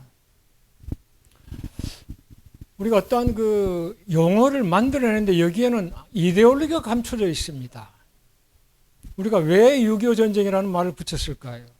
바로 이거 아니겠어요? 1950년 6월 25일 일요일 새벽 4시 비가 부슬부슬 내려오는데 북괴군이 소련제 탱크를 몰고 38선을 넘어왔다. 이거지요 바로. 우리가 중고등학교 다닐 때 아무리 역사 공부, 세계사 공부를 잘했어도 어떤 전쟁을 연도뿐만 아니라 월 일시까지 다 공부했어요. 자기 사주는 알겠지만 부모님 사주까지 아는 경우가 얼마나 있을까요? 생년월일시까지. 근데 한국 전쟁만큼은 연월일시까지 나와요. 일기까지 나오고 요일도 나오고 50년 6월 25일 일요일 비가 부슬부슬 새벽 4시 이렇게. 이게 바로 이제 북한이 남침했다는 것을 강조하기 위한 거죠. 그래서 우리는 6.25 전쟁이라고 합니다. 미국은 전쟁이 일어난 장소를 가지고 명칭을 붙입니다. 멕시코 전쟁, 스페인 전쟁, 베트남 전쟁, 이라크 전쟁. 전부 다 자기네들이 침략한 전쟁이에요. 그러니까 누가 누구하고 싸움 주체는 없어요. 그러니까 정확하게 하면 미국과 이라크의 전쟁인데 이라크 전쟁이고 지금 우크라이나도 마찬가지예요. 우리가 우크라이나 전쟁인데 싸움 주체가 없잖아요. 그리고 침략자가 안 들어가 있잖아요. 그래서 조금 정확하게 말하려면 우크라에서의 전쟁 또 러시아 우크라이나 전쟁 이게 좀 더 정확하겠죠. 우리가 용어를 제가 이제 사회과학을 공부하기 때문에 될수록 정확하게 쓰자 이거예요. 그래서 우리는 6.25 전쟁, 미국은 한국 전쟁, 코리안 워를 이제 번역해가지고 한국 전쟁이죠.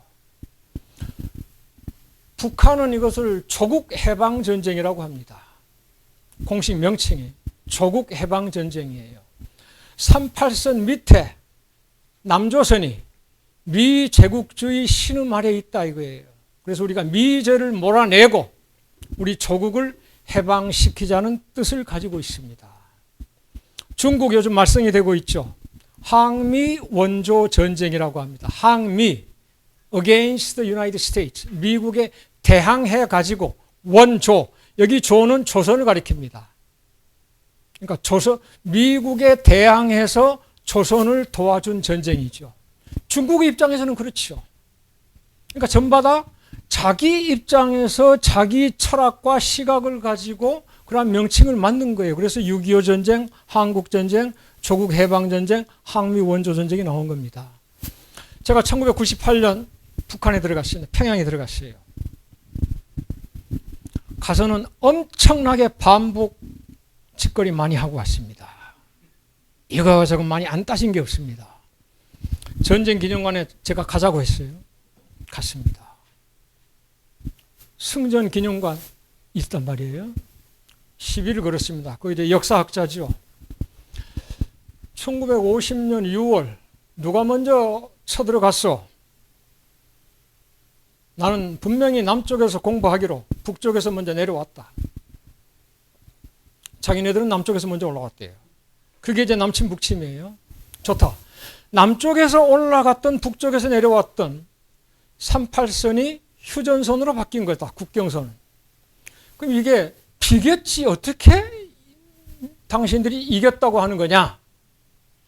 지금 선생님이 저한테 얘기하는 것을 물어보시는 것을 제가 98년도에 평양 역사학자한테 물어봤던 겁니다. 그 친구 답을 제가 돌려드릴게요. 남쪽이 먼저 올라왔고 미 제국주의자들이 우리 북쪽까지 먹으려고 했는데 그걸 격퇴시켰으니까 전혀 이긴 거라 이거예요. 그래서 1953년 7월 27일을 우리는 정전협정 기념일로 쇠고 있지만 북쪽에서는 승전 기념일, 전승절로 기념하고 있습니다. 그래서 북한에서는 6월 25일부터 7월 27일까지 한 달간을 반미 반제 월간으로 삼고 있습니다. 한 달간. 그러니까 반미 캠페인이 가장 강하게 일어나는 시기입니다. 지금이 딱 그때예요. 응? 반미 반제 제국주의. 네. 답이 됐습니까? 제가 북한을 대변했습니다. 다른 질문이 있다. 네. 다음 질문 받겠습니다. 예. 아까 한반도 6.15 통일 방안 말씀하셨죠. 그런 내용들이 좀 합리적이고 바람직한 방향이라고 하셨고, 한반도가 지금 전쟁 위기 속에서 있는데 한반도 평화 체제로 가야 되는데, 그러니까 두 가지 다에 대해서 대내적, 대외적 방해 요인이, 핵심적인 방해 요인이 몇 가지 있을 거 아닙니까? 그런 것 좀 한번 지적 좀 해주셨으면 좋겠습니다. 방해로인하고 말할 것도 없고, 우리 사회에서 소위 평화 또는 통일 운동한다는 진보다 좌파다 운동가들 여기에서도 중립파라든지 연방제 별로 큰 힘을 발휘하지 못하고 있습니다. 특히 중립파는요. 중립파에 대해서는 부정적인 시각이 아주 많습니다. 첫째는 중립에 대한 오해 때문에 그래요. 우리 사회에서 선생님 같으면 아마 60년대 경험하셨을 것 같아요. 처음에 60년대에 60년 4월 혁명 직후에 나왔던 게 바로 중립파였습니다. 가자 북으로 오라 남으로 만나자 판문점에서 하면서 소설 최인훈의 광장이라든지 그다음에 이제 김수영 시인 상징적이잖아요. 가다오 나가다오 미국이고 러시아 소련이고 다 나가라. 또 신동엽 시인 같은 경우에 그 중립을 직접 노래했죠. 다 쫓아보내고 중립청에서 뭐 결혼을 올리겠다 그런 식으로. 그러니까 문학에서나 역사에서나 정치계에서나 중립파로는 이제 그때 60년대 이제 60년대가 아닙니다. 60년도 딱 하다가 쿠데타 일어나면서 완전히 그냥 버렸죠. 60일. 그러니까 1년간 유행했던 게 이제 중립파인데 요즘 이제 우리 그 시민운동 단체가 조금씩 만들어지고 있어요. 저도 거기에 몸담고 있습니다만은 뭐 중립파를 추진하는 사람들 가지고 중추사 또 이제 한반도 중립파 뭐 연구회 그런 게 있는데 기껏해야 그냥 몇 명, 몇십 명이니까요. 이건 영향력이 아직은 없고 연방제는 또 상당한 지지를 좀 받는 것 같아요. 뭐냐면 그냥 우리가 연방제만 하면은 바로 저 간첩이 돼버립니다. 국가보안법 위반으로 처벌받기가 쉬워요. 저는 법정에서 연방제 지지합니다. 이제 흔히 국가보안법 위반이 혐의로 걸려든 사람들 변호하기 위해서 흔히 이제 전문가 증언이라고 하죠. 이제 판사 검사들이 뭐 공부를 많이 했겠지만 그 사람들 이제 법에 대해서는 공부를 했어도 뭐 통일 문제, 북한에 대해서는 공부를 별로 안 했을 거 아닙니까? 그래서 이제 이쪽에 공부한 사람들을 불러가지고 한번 얘기를 해보자면 이제 전문가 증언입니다. 제가 지금까지 한 10번 이상을 썼습니다. 그래서 이재봉의 법정 증언이라는 책이 나온 거고요. 그저 지금 6세, 7세까지 나왔는데 선생님 안 보신 것 같아요. 한번 보시기 바랍니다. 거기에서 내가 변호사하고 짜고 치는 고스톱이죠. 변호사가 묻습니다. 교수님, 북한의 연방제에 어떻게 생각하십니까? 왜냐하면 국가보안법 위반으로 가장 많이 들어가는 경우가 바로 첫 번째 연방제 통일을 지지하는 경우에, 그 다음에 이제 북한을 정식 국가로 인정하는 경우에, 북한 이제 찬양하는 거죠. 뭐 이런, 그 다음에 이제 김일성 주체사상, 김일성을 찬양한다, 주체사상을 지지한다. 저는 이 네 가지 다 지지합니다. 그래서 내가 연방제를 지지한다고 해서 국가보안법 위반이라면 얼마든지 붙잡아가라. 판사, 검사들한테 큰 소리 칩니다. 그 대신 연방제보다도 더 바람직하면서도 실현 가능성 있는 통일방을 좀 내놔봐라. 그렇게 하니까 못 잡아가대요. 근데 이제 우리 남쪽 사회에서 말 그대로 6.15 그때가 국가연합과 연방제의 공통점을 바탕으로 하자고 했잖아요. 우리가 이제 연방제를 따라가자고 했다면 다들 걸리겠죠. 국민 정서에도 어긋나고. 그래서 공통점이라고 했는데 공통점이 뭡니까? 우리가 통일방을 3단계로 한 이유가 뭐겠어요? 우리는 죽어도 자유민주주의, 자본주의를 지켜야 된다고 하죠. 체제 경쟁은 끝났다고 하고, 북쪽에서는 사회주의를 필승불패라고 합니다. 그럼 우리는 체제 경쟁에서 이겼다면서 죽어도 자본주의를 외치고, 북쪽에서는 사회주의가 살 길이라면서 필승불패라고 한다면 어떻게 통일하겠어요? 못 만나는 거죠. 그래서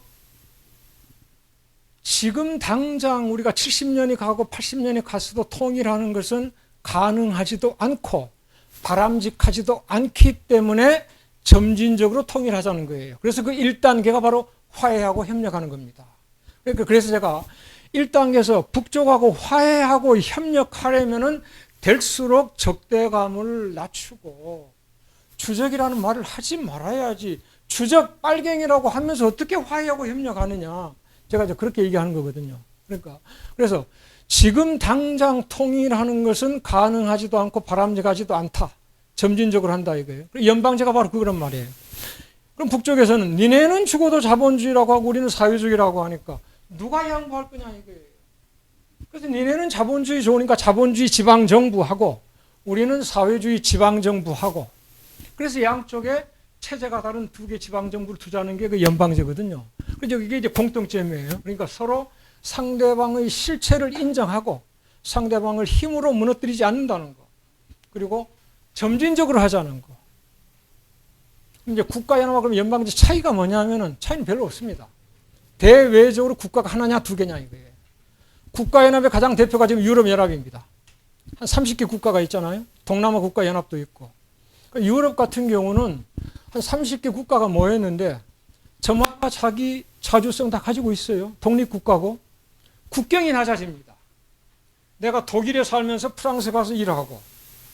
그런 경우 얼마나 많아요. 돈도 이제 하나로 합치고. 이제 EU가 발전해가지고 유럽 통합국 하나의 국가로 갈 수도 있겠고, 영국처럼 떨어져 나와가지고 30개가 다시 분열될 수도 있겠죠. 그러니까 이제 그건 어디로 갈지는 모르겠어요. 하여튼 그게 이제 정부 형태 하나 가운데 하나 연합. 우리가 이제 바로 그걸 가자는 거예요. 이 두 번째 단계로. 그래서 조선민주주의 인민공화국과 대한민국이 공존하는 두 개의 독립국. 이게 국가연합입니다. 이게 바로 노태우 정부와 김영삼 정부에서 만들어낸 겁니다. 흔히가 말하는 좌파 정부, 진보 정부가 아니고 그 보수 정부, 군사 정부에서 만든 거예요. 근데 이제 연방제는 대외적으로 하나의 국가죠. 그러니까 이제 제가 좀 쉽게 비유를 하자면은 국가연합이라고 하면 연립주택. 연립주택에 이제 두 집이 딱 붙어 있단 말이에요. 근데 연방제는 한 지붕 두 가족. 네? 그 방안에 대한 미국의 입장은 뭘까요? 미국은 당연히 반대죠. 왜 반대하겠습니까? 요거부터 말씀드리겠습니다. 2018년 남북 정상회담이 3번 있었습니다. 그때 문재인 대통령이죠. 문재인이 유엔에 가가지고 종전선언을 외쳤어요. 3년 연속 외쳤습니다. 2018년 정상회담 3번 갔고 2019년, 20년, 21년 3년 연속 유엔에 가가지고 평화협정도 아니고 평화조약은 더구나 아니고 종전선언 외쳤는데 우리나라 안에서도 반씩 나뉘었어요. 미국 당연히 반대하죠. 미국이 찬성하면 벌써 되죠.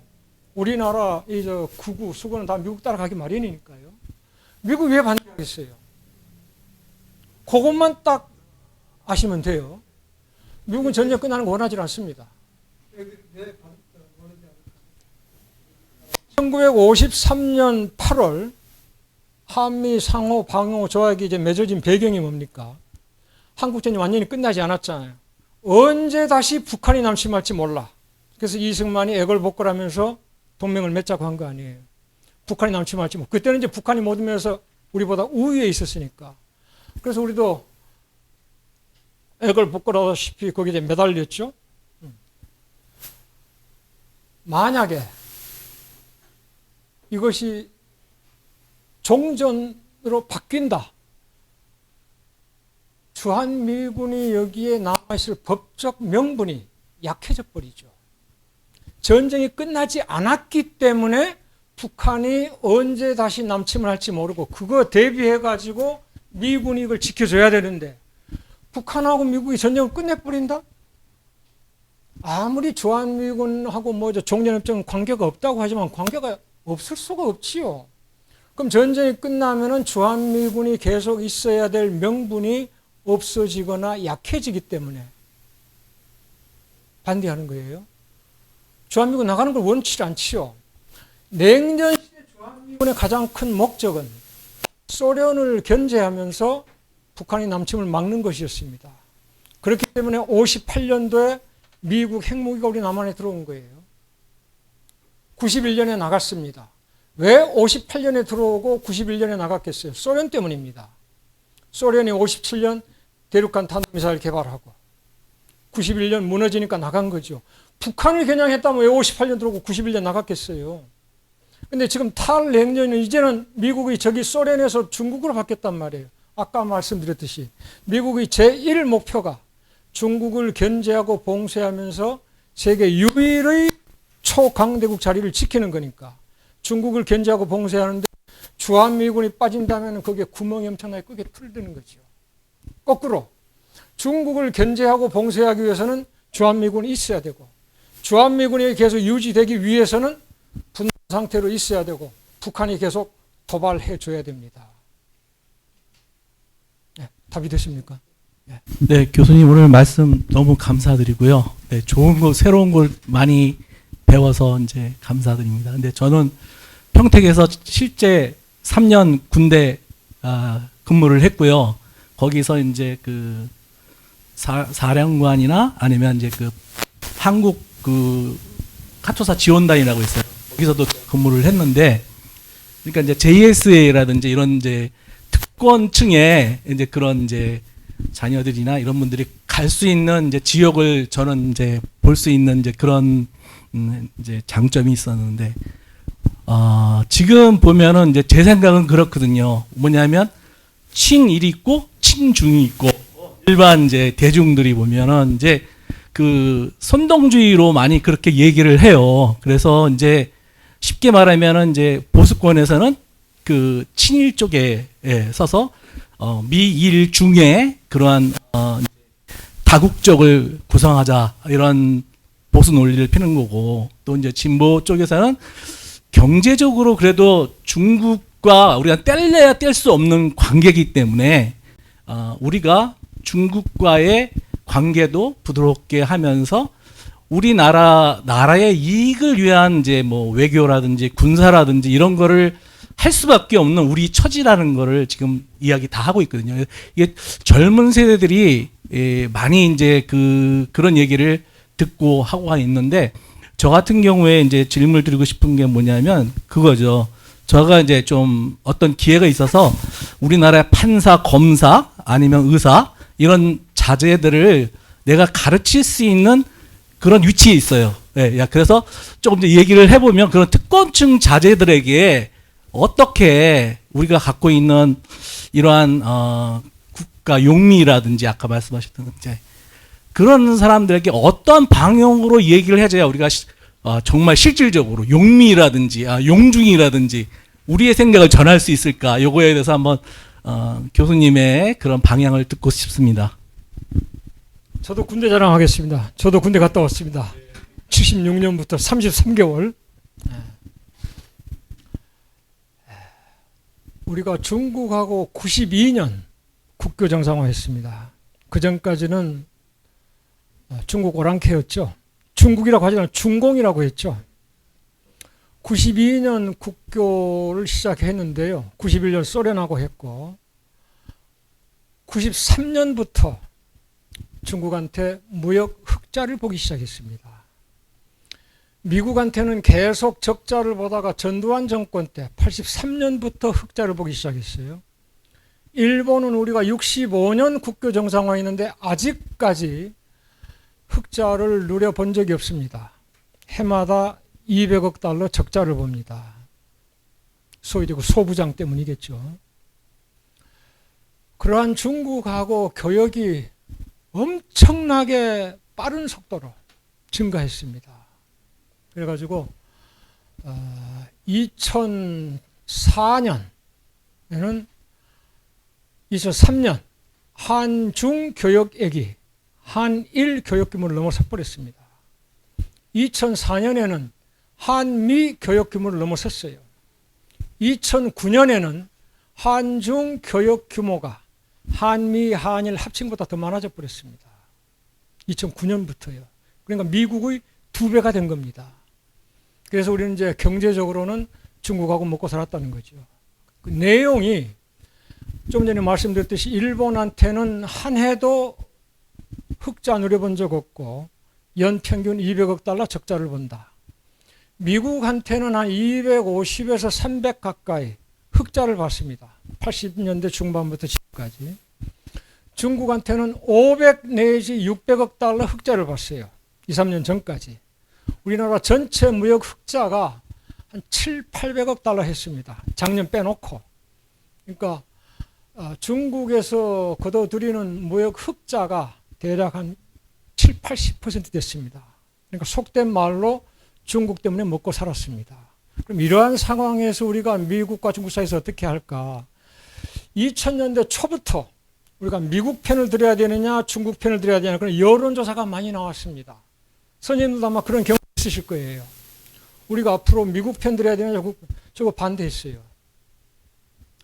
선생님들 어릴 때 이런 얘기 많이 들으셨죠?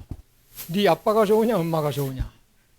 아마 그런 물음 안 받아보신 분이 거의 없을 겁니다. 저도 받아봤고. 애기들은 현명해요. 솔직하고 둘 다 좋아요 그렇습니다. 어른들이 얼마나 짓궂어요. 야 임마 조금이라도 누가 더 좋아. 손톱만큼이라도 눈곱만큼이라도. 그러잖아요. 우리는 그러한 냉전 시대를 거치면서 회색이 존재할 수가 없었습니다. 딱 둘 중 하나만 택하도록 했어요.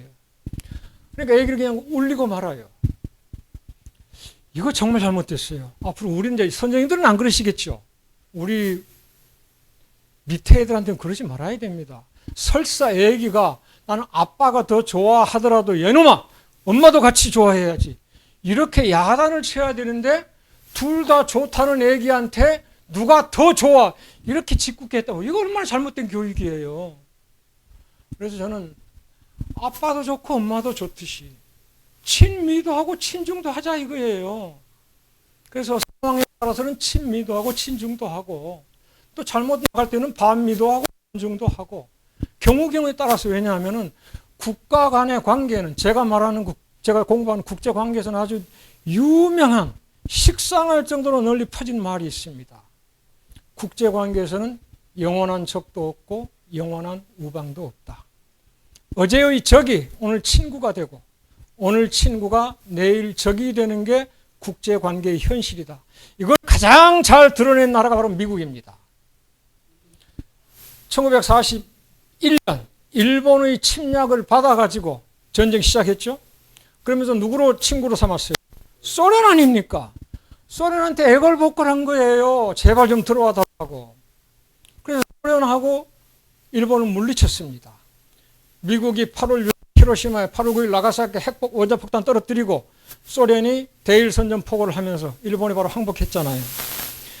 전쟁 딱 끝나고 나니까 어떻게 됐어요?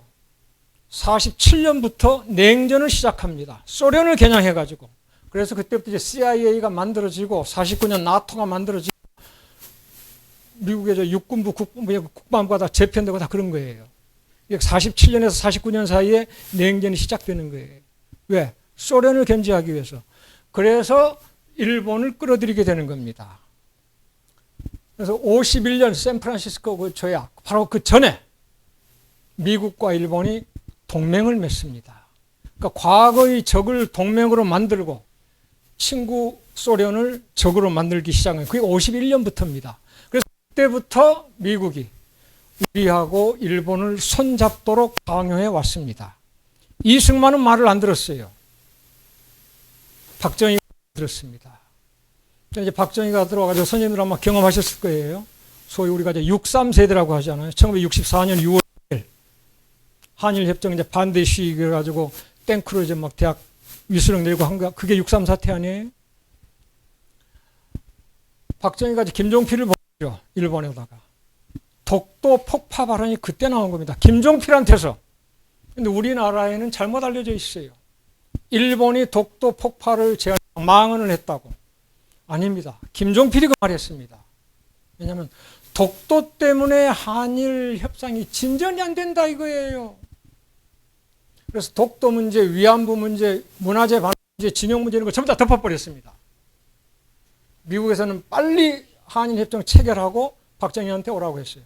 박정희는 그 당시 우리 국민의 지지가 아니라 미국의 승인을 받는 것이 정권의 정통성을 받는 것이었기 때문에 미국 빨리 가서 도장을 받고 싶은데 미국에서 그걸 이용한 겁니다. 한일협정 체결하고 오라고. 무턱대고 받아들인 거예요. 그래서 우리가 돈 받은 것도 6억 달러. 우리가 받은 것은 35년 식민 통치에 대한 보상금, 배상금 명목입니다. 일본이 우리한테 준 거는 그거 아니에요. 자기네들은 식민 통치 잘못한 거 없어요. 자기네 때문에 우리가 학교도 세워지고 병원도 세워지고 다리도 나아지고 했다고. 독립 축하 명목입니다. 경제 원조 명목이고요. 그러니까 똑같은 돈을 두고 아까 전쟁을 놓고 4개 나라 이름이 다르듯이 똑같은 돈을 놓고 일본은 우리한테 독립 축하 내지는 경제 원조 명목으로 줬고 우리는 식민 통치에 대한 보상 배상으로 받아들인 겁니다.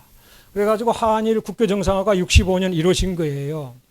그래서 우리 이제 일본하고 손을 잡아야 됐잖아요. 미국 그렇게 됐고. 이제 미국이 이제 소련을 겨냥해가지고 1960년대 말부터 중국한테 접근해서 키신저가 72년 샹하이 공동성명 맺고 79년 국회 정상화 했단 말이에요.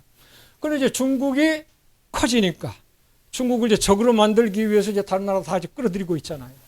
그래서 어제의 적이 오늘 친구가 되고 오늘 친구가 적이 되는 게 국제관계 현실인데 우리가 언제까지 친미만 외치고 반중 외칠 것인가. 그래서 우리 국익을 위해서 상황에 따라서는 친미도 하고 친중도 하고 경우에 따라서는 반미도 하고 반중도 하고 이건 이제 외교적 수단으로서. 근데 하여튼 우리가 외교적으로 국가 이익을 위해서는 미국이든 중국이든 일본 다 친하게 지내야 됩니다. 답이 됐습니까? 고맙습니다. 다른 질문이나 비판. 네.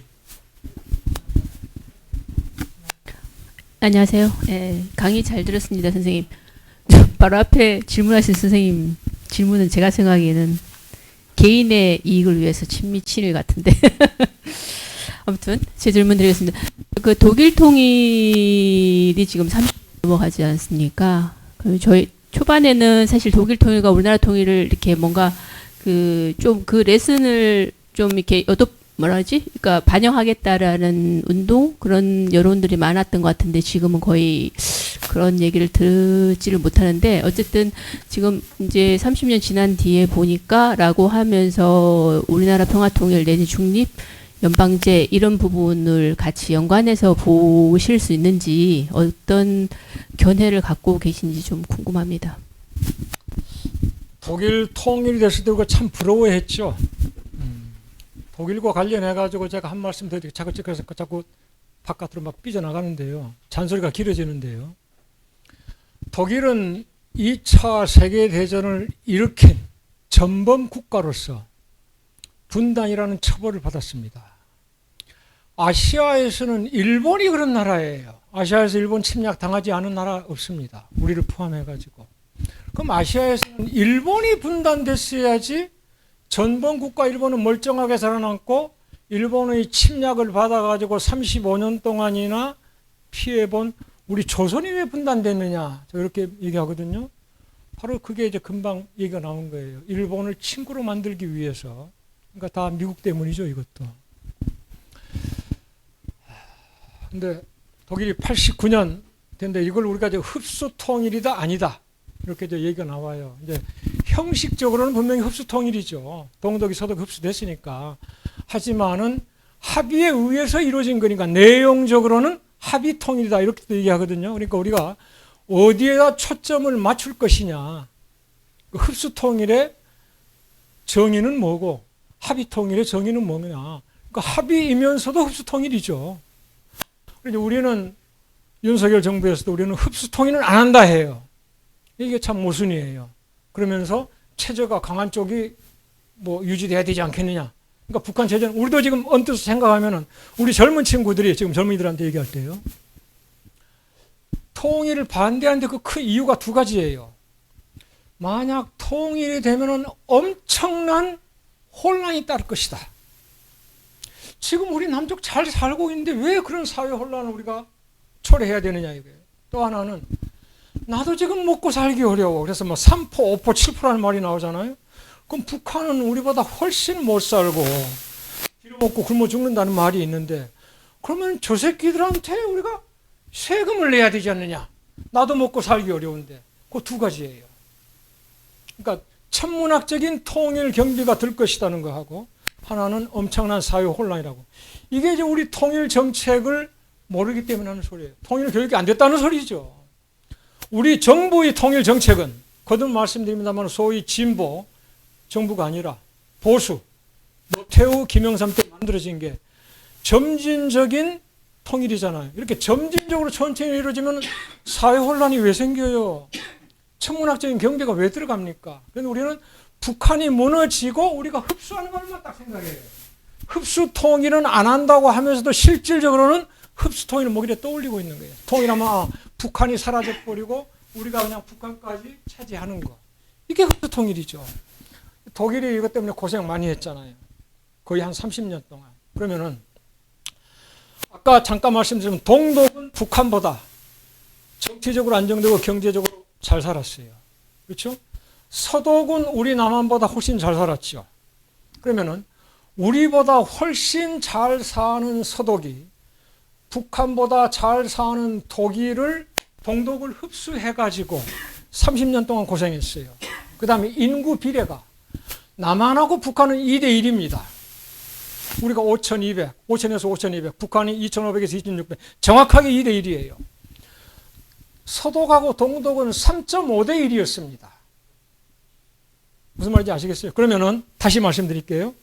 우리 남한보다 훨씬 잘 사는 서독 사람 3명이나 4명이 북한보다 잘 사는 동독 사람들 1명을 도와주는데도 3, 40년 고생했다.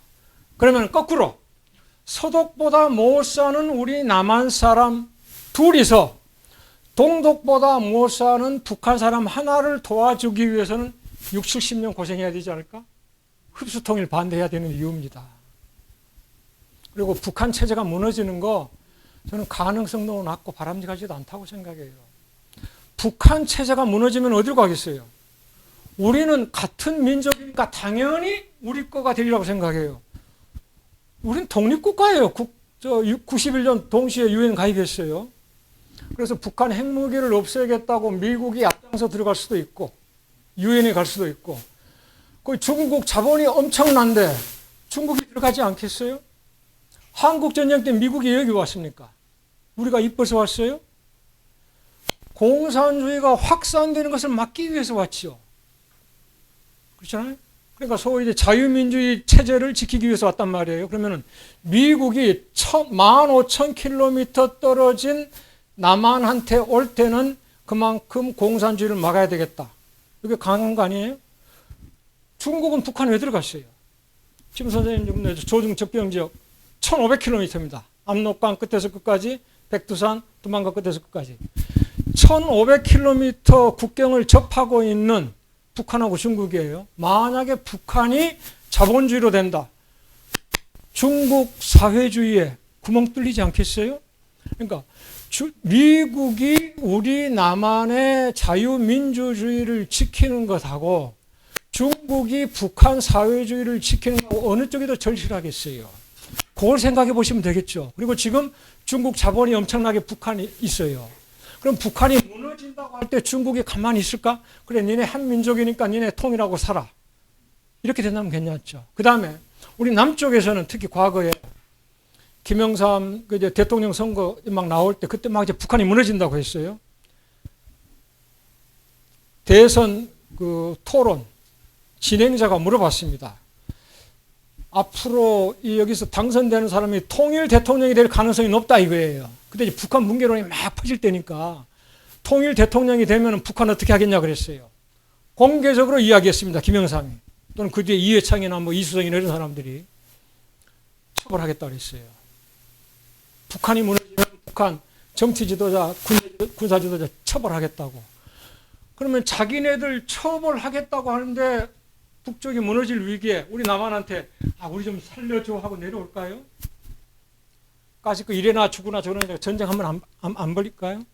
그래서 저는 만약에 북한이 무너질 위기에 처한다면 가장 큰 가능성은 중국이 북한 점령하는 거. 두 번째는 북한이 전쟁 일으키는 거. 그것도 저것도 아니고 이제 그대로 우리가 원하는 대로 북한이 고의 우리한테 흡수되는 거. 비록 우리한테 좀 혼란을 주더라도. 이제 그럴 경우에는 엄청난 사회 혼란, 천문학적인 경비가 들어가겠지요. 이제 이러한 시나리오를 생각해 볼 때 과연 북한 체제가 무너져 가지고 우리가 흡수 통일하는 게 바람직할까 한번 생각해 보시기 바랍니다. 그래서 제가 주장하는 게 북한 붕괴를 통한 흡수 통일은 가능성도 낮고 바람직하지도 않다.